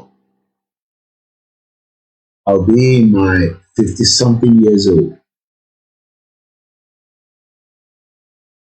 So àwa máa pariwo Yoruba nation lọ títí. But àwọn kan expect pé tó bá débẹ̀. Oh yes, because òun náà ni mo ń ṣàlàyé àbí ẹ̀ tètè join, because our account had a strike, so they've removed the monetization for the next 3 months, so nobody will be able to send super chat or whatever. So if you want to just support, you'll have to use a direct donation, like send it directly to us, which is going to be on any of our platform. So you won't be able to do all these we can send super chat. It's not going to happen anymore for the next 3 months. One thing we need to understand is àwọn balẹ̀ Yorùbá, they love Yoruba nation. I'm just saying, for argument's sake. But problem tán ní ni pé wọn mọ bó ṣe fẹ́ gbé ọ̀rọ̀ yẹn kalẹ̀ pẹ̀lú àwọn north pé kí olúkálùkù máa dá lọ on their own. They are finding that area. Mo kàn sọ for argument's sake ni kò ń ṣe pé I believe wọn ò ní balls yẹn láti sọ fún north bí nǹkan ṣe ń lọ yìí kò lùkàlùkù ṣẹ́rí mọ̀ pé àwọn bá lè sọ ṣẹ́rí wọn politicians yẹn fi wọ́n sílẹ̀ tí ọba méjì mẹ́ta kan bá gbóhùn sókè dáadáa aráàlú máa tẹ̀lé wọn ó dẹ̀ máa knock politician, but àwọn ọba gùn ò fẹ́ kí Nàìjíríà kó pín lórí wọn.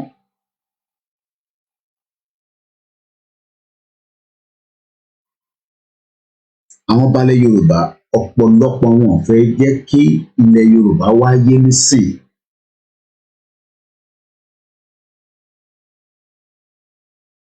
And they are watching all our moves. Bá ṣe ń lọ báyìí, wọ́n monitor ẹ̀. So wọ́n mọ irú ìgbésẹ̀ ogun la fẹ́ push síta tí ní àjò yẹn máa fi kàn wọ́n lára púpọ̀. At some point, some thought, mo rántí pé I didn't say I was on here, but there was Bankole that was saying, "Ó máa lọ pa àwọn ọba yẹn kankan." But tí aráàlú ní gbogbo ilẹ̀ Yorùbá tí wọ́n báyìí tí rí consequence ìdí tá a ṣe fẹ́ lọ, because to them ẹ fi gba Yorùbá nation torí Sunday Igboho lẹ ti fi gba Yorùbá nation, ẹ rí i pé ọ̀rọ̀ yẹn stupid. Ẹni tó wà ní London láàárọ̀ yìí ó ní Sunday Igboho ló fi jẹ president Yorùbá nation. A padà jà lórí platform láàárọ̀ yìí ẹ̀gbọ́n náà ó tẹ̀ náà mọ̀ mí náà lẹ́sọ̀ ọ̀dẹ̀ bá mọ̀ kí lọ́ọ́ fi yẹn gbowó ní Barclays Bank ni. Nígbà tẹni tó wà ní London, only God knows how long they've been living in this country, tó ń sọ pé ìgbà tó tẹ̀ ń tún àwọn questions yẹn pé ta ló máa jẹ president Yorùbá nation. Mo ní ọ̀rọ̀ olè lè gẹ̀ mo tún béèrè ọ̀rọ̀ lọ́wọ́ wọn. Wọ́n ní ṣé Sunday Igboho ló máa jẹ president Yorùbá nation? Right there you know that this person has a psychic problem, ó ní mental problem. If the person in UK is thinking in that direction today, báwo la ṣe fẹ́ deal pẹ̀lú àwọn tó wà nílé láti convince wọn pé Yorùbá nation ní wéètì ju politics ten play lọ, but àwọn ìyá yẹn àwọn obìnrin ló lọ ń vote jù yàtọ̀ sáwọn ọkùnrin díẹ̀díẹ̀, yàtọ̀ sáwọn ọ̀dọ́ tó jáde nísìnyí tó ń bínú, àwọn yẹn náà ń bínú lórí gbogbo pressure tó ń bubble bọ̀ láti 2020 lọ́pọ̀ àwọn ọmọ yẹn nílé akitoge. So àwọn yẹn ti ń retí pé ṣẹ́rá àwọn èèyàn tẹ̀lé wait election dé or destroy both PDP and APC, wọ́n lé gbogbo wọn hands down. But agenda àwọn gangan òun ni Peter Obi, agenda yẹn ò dẹ̀ ní wáyé And that is going to bring a lot of problems. Lórí àwọn ọba wa, ìtẹ́mi rí ń bẹ̀ ni pé they know that the way forward ò ní pé kí ilẹ̀ Yorùbá padà síbi tó yẹ kó wà. But what if you are involved in too many things tí kò jẹ́ kó wà involved? I won't be surprised tó bá mi bá ń ṣe ṣìnà burúkú gidi tó jẹ́ pé evidence ẹ̀ wà and they can use that to disgrace it.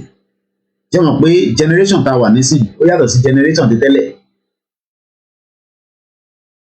Ìmí ti gba contract tó ti destroy ilẹ̀ Yorùbá. Whether too many crimes, wọ́n ní èmi ò dárúkọ but I'm just saying that some of them have got involved in too many atrocities ọwọ́ wọn ò mọ́ rárá. Ẹ̀dẹ̀ wọn pẹ́ ní tọ́wọ́ ọ̀bá mọ́ tọ́wọ́ tèmi náà bá mọ́ nísìn mo gbọ́dọ̀ máa wá nǹkan kan tí máa fi cover ara mi. Àwọn ọjọ́ tó jáde lálẹ́ yìí kọ́ lè bá wọn kí mo ṣiṣẹ́ Yorùbá nation mi. Bọ̀ nínú ilé mi àwọn ìyàwó mi akọ́ máa rẹ́rìn-ín fún wọn bàbá ẹ̀ máa ṣe. Ibi tí wọ́n parọ́ fún wọn máa ṣe. Àwọn ìyá dẹ̀ rò pé èèyàn gidi ni ẹ́. Jẹ́ mọ̀ pé tí bá ń parọ́ fún yín èèyàn kan gbọ́dọ̀ mọ̀ ní àárín inú ilé mi pé irọ́ ni mò ń pa.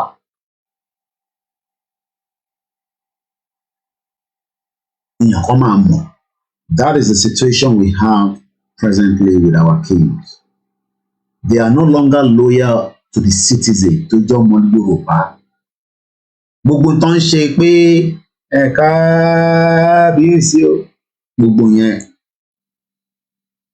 is no longer relevant in the society. They would have been our best bet to break the bone of the politician that have hold our people like that. Our politicians, they hold our èèyàn by, and that is going to change because you are now witnessing a new political party to fẹ́ operate in Lagos State, because Lagos State gangan ni lẹ́yìn Ọ̀yọ́ State, Lagos State gangan ló di bonding Nigeria Southwest mu. And this is why we are saying that don't be upset with the new tsunami tó ṣẹ̀dẹ̀. The only problem with tsunami yẹn ò ní gbé wọn dókè because they are not going to get the presidency. Peter Obi is not, look, kàkà kó gba presidency Tinubu á tún gbé owó jáde sí pé ṣé ọ gbọ́dọ̀ rí gẹ̀dẹ́lẹ̀. But PDP can feel the energy to feel burst. So PDP need Labour Party láti jẹ́ kí gbogbo ẹ̀kọ́ explode. They have nothing to lose. Atiku has nothing to lose. Let me say this. Not that he doesn't have something to gain, but the present situation right now don't run in Nigeria nation that is about to explode. It's going to be between the PDP that is going to fuel the Labour Party, and everything is going to come on the street. Are they going to stop it? I don't think INEC is going to listen to anybody. We saw the military rolling into Lagos State. I've been telling you lately that our kings are having meetings, and these àwọn driver tó ń gbé àwọn general yẹn lọ ni mo ń sọ yìí ló ń gbé wọn dé ibi táwọn balẹ̀ Yorùbá. I'm not going to give you any name. They are having secret meetings with the GCO, GCO, àbí GOC, GOC ló máa ń gbà àwọn top hierarchy military wa. They are having meetings with our kings. Cherry, the kind of military takeover that you tẹ́lẹ̀ rí tó bá ṣẹlẹ̀ ní Nàìjíríà nísìn ó máa wà too suspicious. GOC lára àwọn tó ń gbé wọn ló confide pẹ̀lú mi kò ń ṣe ìnira rẹ̀ tí ń ṣe information oyè yín. I don't go into more details. But one thing I can say is, why are they having such meeting? Nígbà táwọn pariwo Yoruba nation, is it going to be for the benefit of Yoruba nation? Or is it still for the benefit of the politicians?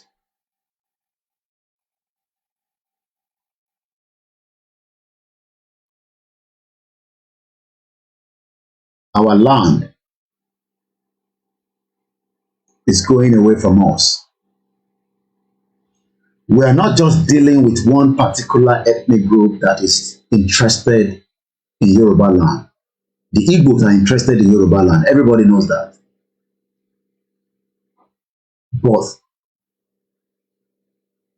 do you know that the international community are more interested than the Igbo people? While we are focusing on the Igbos, the Lebanese have become another Chinese.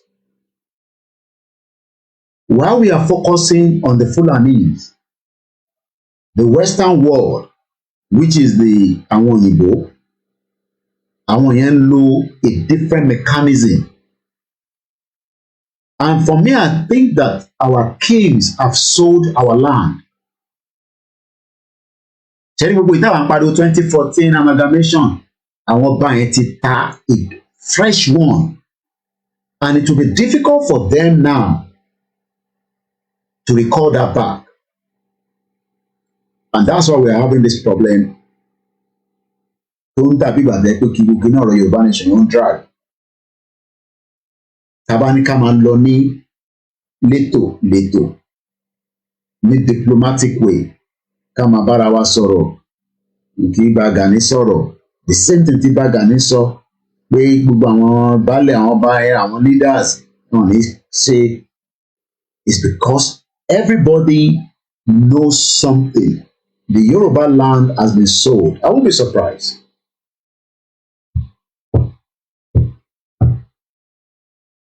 Wọ́n ti talẹ̀ Yorùbá padà. Gbogbo ìtawà ń sọ pé amalgamation has expired. But where? We have already been recolonized.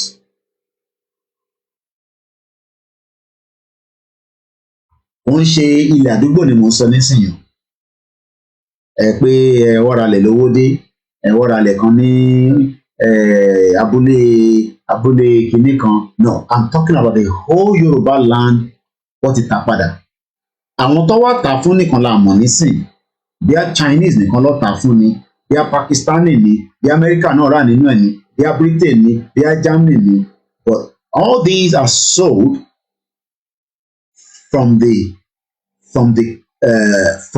king's side, but the politicians at the middleman, so there's always a channel of something. Okay, mo ní mọ́tò nísìn mo fẹ́ tà, mo gbé sórí ibi tí mo ti fẹ́ tà.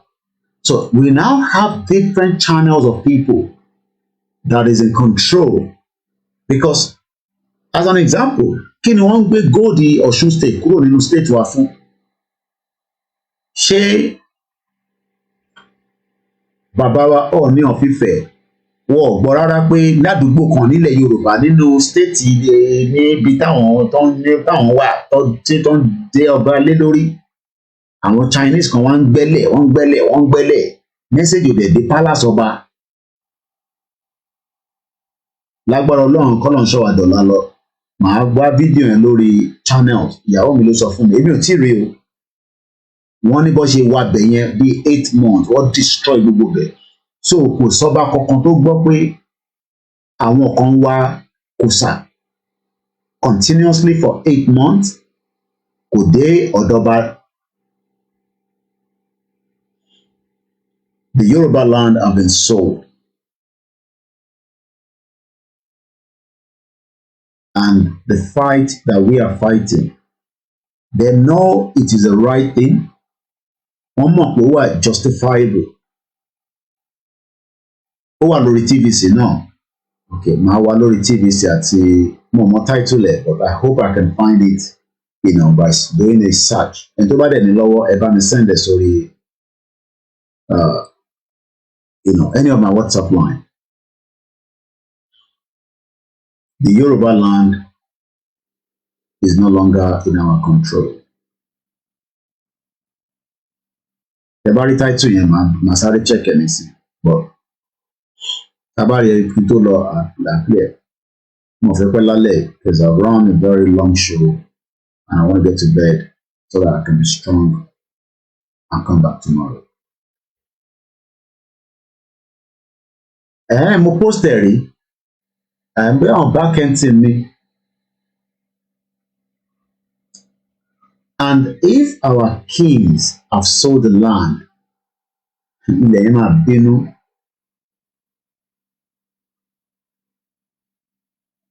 Ilẹ̀ yẹn fúnra rẹ̀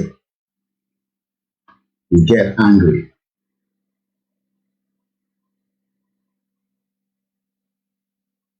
And as we are fighting, we have Mokinada Yalal Barika Yalode. A lè máa pariwo self-determination is our right. Àwọn balẹ̀ Yorùbá mọ̀. Ọ̀ṣẹ́ kò ń ṣe pé wọ́n ti tún wa tà. Tí ó dẹ̀ ní oríṣiríṣi clause lé lórí. Bí a clause kan máa wà pé a lè dá dúró nínú ẹ̀, ìyẹn ni mo lè sọ. Bí a clause mi dẹ̀ wà pé tá bá tún máa dá dúró kò lè jẹ́ nísìn. Ọ̀nà wo la wá fi gbà la fi jáde? That is still one question that everybody is asking. Kóìkì ẹjẹ́ ajẹ́ kí Tinubu débẹ̀ bá débẹ̀ ayọ̀ wá kúrò ní ewu táwa nù ẹ̀. Àwọn kan nínú ìwé mi mo nínú ìyẹn lè bọ́ síbi irọ́ ni ẹ má fi yẹn tà wá. Àwọn kan ní ẹ má tí ì dájà lẹ̀ o, ẹ bá dájà lẹ̀ ta ló máa kó gbogbo wàhálà tó wà nù ẹ̀. And this is where we are right now. Àwọn kan ní a máa consult gbogbo ara wa, gbogbo àjọ máa sọ̀rọ̀ àjọkò sórí round table. Àwọn ọ̀rọ̀ bẹ́ẹ̀ yẹn kò ń ṣọ̀rọ̀ tó ń yà. Gbogbo àwọn ọba yẹn kọ́ ló ń bára wọn ṣe o. Gbogbo ọba ilẹ̀ Yorùbá kọ́ ló ń bára wọn ṣe o. Lójú wa it could look like that, but gbogbo wọn kọ́ ló ń bára wọn ṣe. But something that would trigger gbogbo wàhálà yìí is already showing it. Apart from the election, kò sífẹ̀ẹ́ láàrin gbogbo wa mọ́ ní Nàìjíríà. Irọ́ ni gbogbo wa ń pa fúnra wa. Àtọmọ Yorùbá, àtọmọ Ìgbò, àtàwùsá àti àwọn ẹ̀yà tó kù, we are all living in denial. So gbogbo ẹ̀ kàn bubble left right, bubble left right. Wọ́n ti pa ọ́, ta ló pa kẹ̀? Ọmọ ẹ̀ náà ló pa sínú ilé, àkílódé? Ó fi gbowó lọ́wọ́ ẹ̀ ní ọ̀rẹ́rọ̀. Even within ourselves, there's so much danger.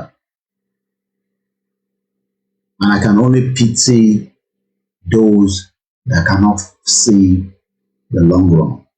We will not get tired. This is what I do best. I will bring it to you, Egbo, Emulo. But if you mọ̀ pé the push, ilẹ̀kùn tí mò ń kàn yẹn, mo fẹ́ kàn dáadáa again. I'm not going to abuse any kings. No, I'll be stupid to do that. Bàtà àkọ́kọ́ bẹ̀rẹ̀ tí mo ń bí wa yẹn la máa ń sọ̀rọ̀ sí wọn. But I know that the time will come that everybody will not listen to anybody anymore. Ẹni gbogbo ilé tá a ṣe ń ṣe tá a ń listen tá a ń ṣe ó bá dé stage kan yẹn kọ́kàn ní gbọ́n kankan mọ́. Ìgboro akọ̀ máa dàrú ní left right ẹ̀kọ́ máa bẹ̀rẹ̀ kí ló ń ṣẹlẹ̀ àwọn èèyàn ní àwọn bínú. Ṣé àwọn pé ìtàn tá a bá fẹ́ bínú àwọn balẹ̀ Yorùbá náà ń ṣètùtù ẹ̀dà kankan síta kó dàbí ẹ̀rọ kí ni wọ́n wálẹ̀. Ìbílẹ̀ Yorùbá ni ìbáwa náà ni ìbí Yorùbá ni wá. Sẹ́yìn rò pé gbogbo bá ṣe ń bínú left and right yẹn ṣe rò pé àwọn náà ni máa dà kankan sílẹ̀ pé kí ló dé báyìí kọ́ tí ì dà kankan rówó. Àwọn náà máa ṣe bẹ́ẹ̀.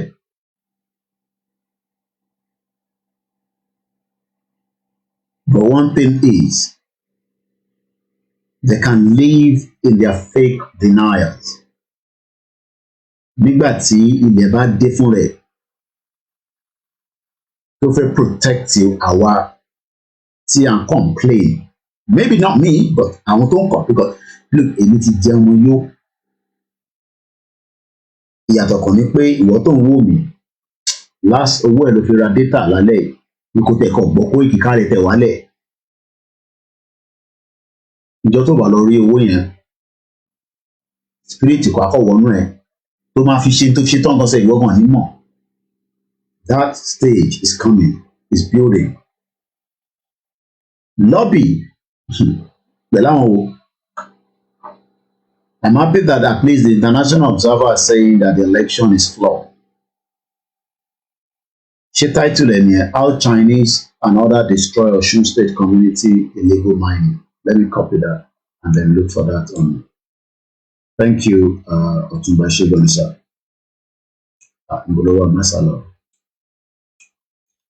So, like I said, we are at the crossroad. Ẹ̀yin ará Èkó, ẹ má fi ọ̀rọ̀ Labour Party fi ṣèbínú. Ẹ bínú sí àwọn tó ń darí yín, tó jẹ́ àwọn olórí yín.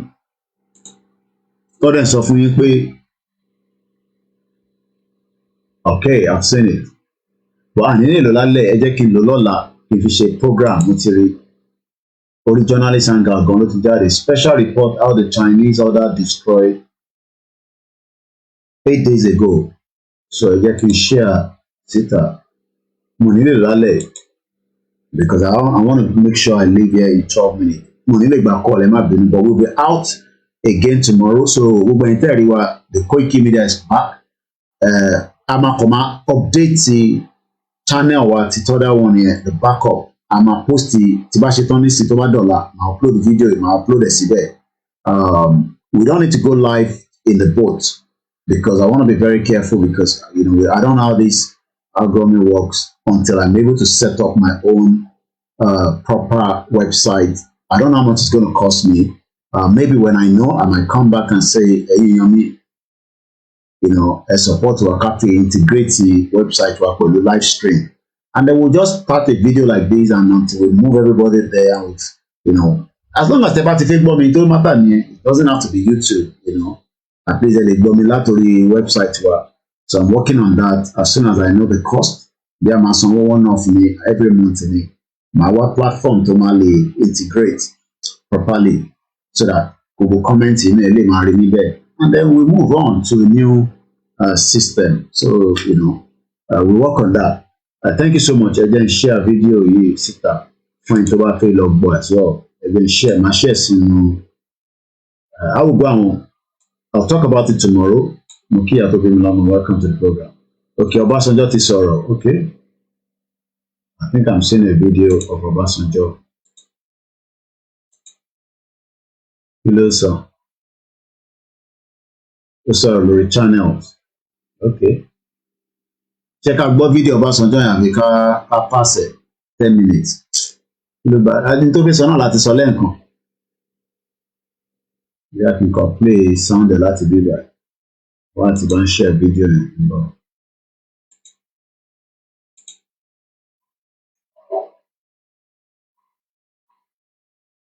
I play lọ́la, but a lè gbọ́ sound yẹn níbí báyìí. An appeal for caution and rectification. Nigerian brothers and sisters, greetings to all. I am constrained at this point, and I crave the indulgence. Now, gbogbo ilé tí Ọbásanjọ́ ń ṣe nísìnyí, again they are playing to the international community. Bàbá yẹn jáde ẹ lọ sọ̀rọ̀, ẹ fi calm wọn down. Tó bá máa fi dọ̀la nísìnyí, I won't be surprised pé àwọn ọba náà máa release statement.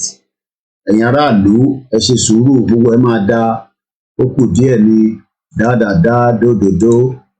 And at the end of the day, whether that will calm the situation or not. But lọ́la lágbára Ọlọ́run, we will play that video properly because I've spent after the broadcast. I thought I was going to sleep. I couldn't sleep. So mo ti ranjú kalẹ̀ láti àárọ̀, and I was out with my first broadcast at 7 o'clock in the morning, and that lasted for quite a long time, you know. So, but lágbára Elédùmarè, Lola will be back again.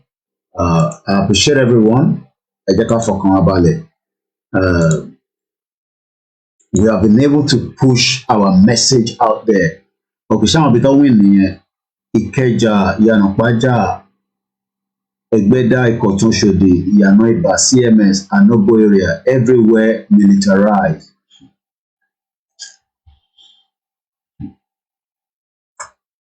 Ọlọ́run bá aṣọ wa. Ànírí wàhálà ní ilẹ̀ Yorùbá. Bọ̀tẹ́ mọ̀ pé èèyàn ti bá ti sọ yẹn, wàhálà fúnra rẹ̀, wọ́n ti build ẹ̀ láàrin wa. Mo kí gbogbo ẹ̀yin dádì wa, ẹ̀yin ẹ̀gbọ́n mi, ẹ̀yin ọmọ yín náà ní àbúrò yín Koiki Media. Ẹ̀yin mọ̀ kó tó jọ́ mẹ́ta fẹ́yìn tí ẹ ṣe rí mi for like 5 days or 6 days. But àwọn kan tí ń wo platform tí a jẹ́ backup ta ní. Once again, not only Ọ̀ṣun, it happens also in Ondo State. Wow. As I leave you again, ẹ ṣé gan ìyá mi, Ìyálóde, ìyá náà ta, ẹ̀dọ̀ ẹ ṣé gan mọ́ mi, grandma. Mo kí gbogbo ọmọ Yorùbá, we continue to pray. Prayer is good. Kí wọ́n má kó wa lẹ́rù ẹlẹ́nkẹta. I just hope that our king have not negotiated anything on us. But gbogbo kìíní ìyá máa mọ̀, ó lè má jẹ́ ní straight away. It could be another 30-20 years. Gbogbo àṣírí tó bá wà tí wọ́n fi dé gbogbo ọmọ Yorùbá mọ́ inú bondage. Àṣírí yẹn máa tú síta. And these are the things that would eventually lead to either the so much issues to máa jáde. But for the time being, let's remain focused. It's good for those of you that want to go and listen to all these àṣírí ńlá tó ń sọ, probably just to take your mind away from other things. But in reality, the content we need now is just to continue to remind our people, Igbo lè gbalẹ̀ Yorùbá. So gbogbo narratives is just manipulation. Igbo, they cannot take the Yoruba land. But should we remain in Nigeria, you will see more of changes in the political terrain. And you cannot stop that because they are part of Nigerians and they can set up a political party and they can have more Igbo people there and they will win any slot or any representative within the Southwest. You can't do anything to that. But when we have our own independent sovereign nation, we can control such. Even if they are going to be the one that are married into our, I have a cousin that married to an Igbo man, and they're living very well. There's nothing wrong in that. If he wants to be a Yoruba candidate, the immigration rules will say, if that is okay. The constitution, but presently as it is right now, you cannot chase anybody out of Lagos State and you cannot chase anybody out of the Southwest. They have the right to be there under the fraudulent 1999 constitution and under the Federal Republic of Nigeria.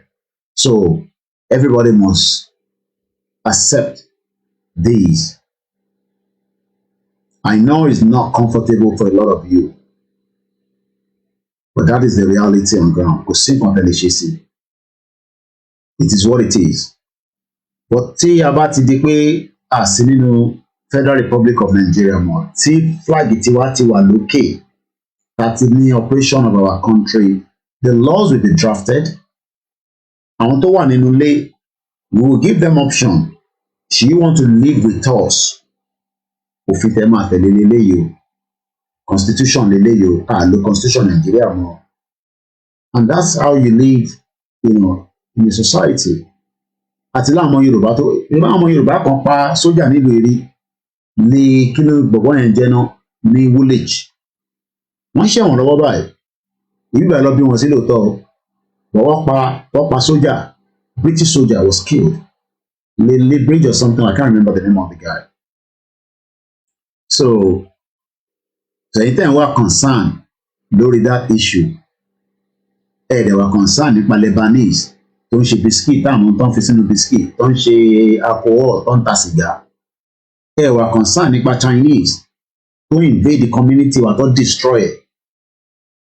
They were concerned nípa wọn yẹn, but then we are concerned nípa àwọn ọmọ Igbo because àwọn yẹn lè rí lójoojúmọ́. Okay. They were concerned nípa àwọn tó ń pa ṣé mọ̀ pé àwọn tó ń operate shipping industry and one other cartel nìyẹn náà wọ́n lè pààyàn lé lórí tí bá gbẹ́nu lé lọ púpọ̀ kan sẹ̀ bẹ́ẹ̀. They are gangster gidi ní shipping industry. You don't know that? I just pity you. Ibi tí yàn bá mọ̀ dé ni Michael Adebolaji 28 and Michael Adebowale Ṣẹ́gun. Both of them are serving a life sentence for killing Lee Bridge or whatever the guy name is. New Woolwich. Some few years ago.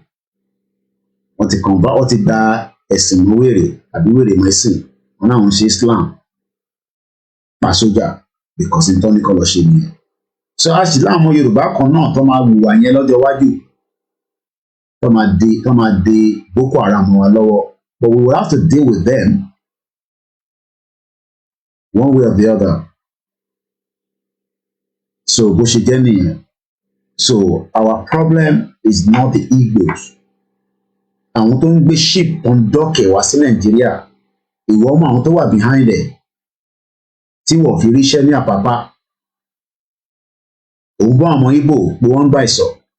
Ó mọ iye kọ̀ńténà tó ń wọlé ní shipping tó ń dock, ọkọ̀ tó ń dock, ó mọ àwọn ship yẹn, ó mọ iye kọ̀ńténà tó ń wà lórí ẹyẹ kọ̀ọ̀kan. Ṣèbí torí pé òun rí àwọn ọmọ Igbo visible ni, ó rí abẹ́rẹ́ tó wọnú ilẹ̀ Yorùbá tó ń gún wa lójoojúmọ́ tó sọ gbogbo wa di tálákà. Because àwọn ọmọ Igbo tó ń rí lójoojúmọ́ lọ́kàn ara ẹ̀ wọ́n ti lọ gbogbo alábà, wọ́n destroy. But orí omi wa, do you know the atrocity that is going on the water? Bẹ́ẹ̀ni, the shipping cartel can swallow NAFDAC. Cartel gidi ni shipping industry. Ó mọ iye plane tó ń fò. Fídíò kan wà lọ́wọ́ mi nísìn, wọn ti bẹ̀rẹ̀ kí n sọ̀rọ̀ lé lórí. Ó mọ iye plane tó ń fò, táwọn tó ń fò lókè lórí airspace wa. Ṣé fọkàn yín balẹ̀? Problem ta ní kò ń ṣe ọ̀rọ̀ Igbo. Problem ta ní ni pé ká kọ́kọ́ gba ilẹ̀ wa, ká lè take control, ká lè employ ara wa sínú ẹ̀. Yorùbá first, kò sí nǹkan tó ràn nínú ẹ̀. And this is bigger picture than pé kẹ́ máa worry nípa àwọn ọmọ Igbo lọ. Àwọn ẹni jù bẹ́ẹ̀ lọ, ẹ jẹ́ ká play yìí, don't see Igbo ká lọ sùn. Ẹ má bínú pé mi lè gbà kọ́ bọ́dì mi ti sọ pé mi ní láti lọ sùn. So I have to play Igbo. And when I come back, towards the end, I'll just show the picture of if you want to support us. We'll continue to show that until some of you would get used to it for the time being. And on that note, we say thank you so much. Yoruba first in everything we do. But for now, it's not Yoruba first though. It is Nigeria first because we are still running a sovereign nation called the Federal Republic of Nigeria. Ọmọ Ìbàràpá lápapọ̀ ẹ̀jẹ̀ adúpẹ́ lọ́wọ́ ẹ̀dí ọmọ. Ọmọ Yorùbá lápapọ̀ tilẹ̀ tó kó ẹ̀mí àgbọ̀ ẹ̀bá nǹkan mọ Adéyẹmọ.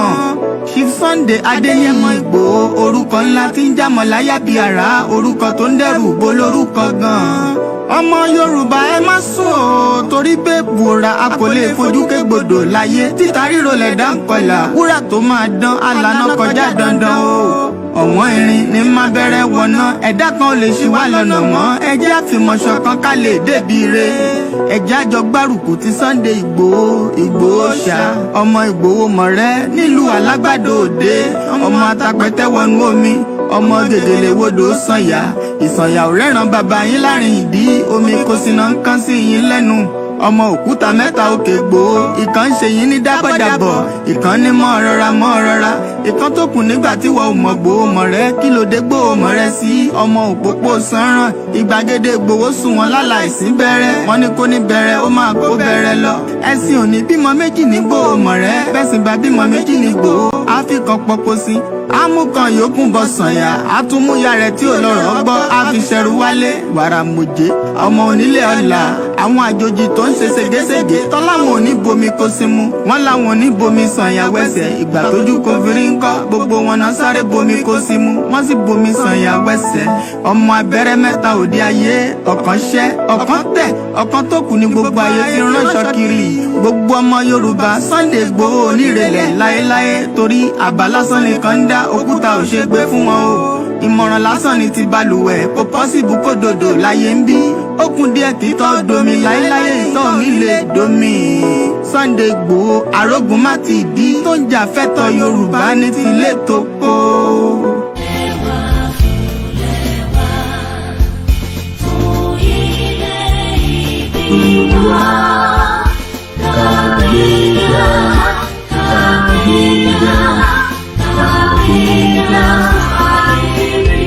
Ìgbàgbọ́ àti ìbẹ̀rù ká ṣiṣẹ́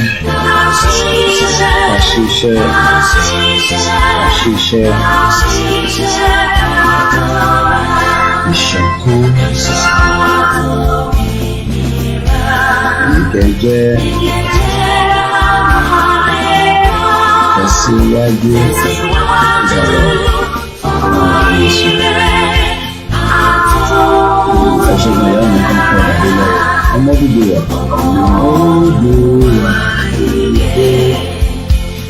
sí easy 1 2 3 good night. Mo kẹ́kẹ́ wà lórí mixella. Comment náà bí ẹ̀ṣẹ̀ gan-an. Olùṣègùn ìwòsàn ìyá mi kí n aláwọ̀ bàbá mi kí n gbóhùn pátápátá lórí Instagram Akin Games. We love you all. My name is Alamiko Ike, ọmọ ìlànà John Taiwo and the rest of you. Ẹni dárúkọ ẹ má bínú, mo kí yín dáadáa ìyá mi gbómi lékè. Gbọ́n grandma, thank you so much. Dáadáa.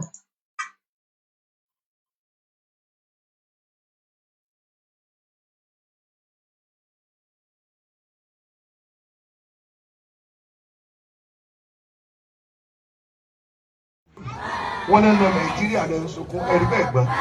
Nàìjíríà tó fẹ́ ní education, tí wọ́n fẹ́ ní the health, infrastructure wọ́n fẹ́ ní, ohun kan náà fẹ́ ní, ẹwà náà fẹ́ ní ìbọ̀dọ̀ ẹ̀ sunkún, ìran rẹ̀ nígbà yìí. Mo hope tí ẹ gbà ìwọ lẹ́nu mọ́ mi rí.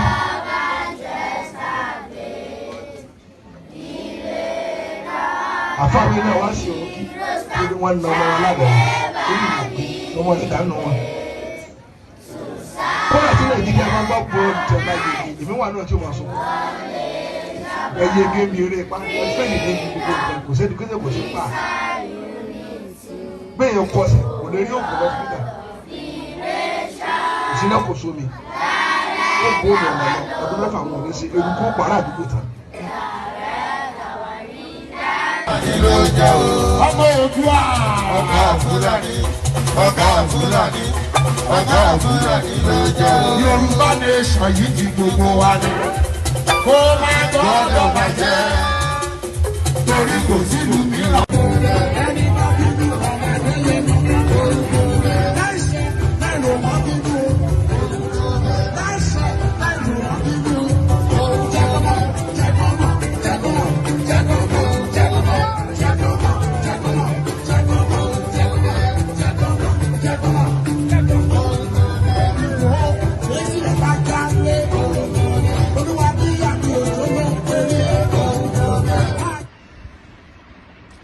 Life is so funny.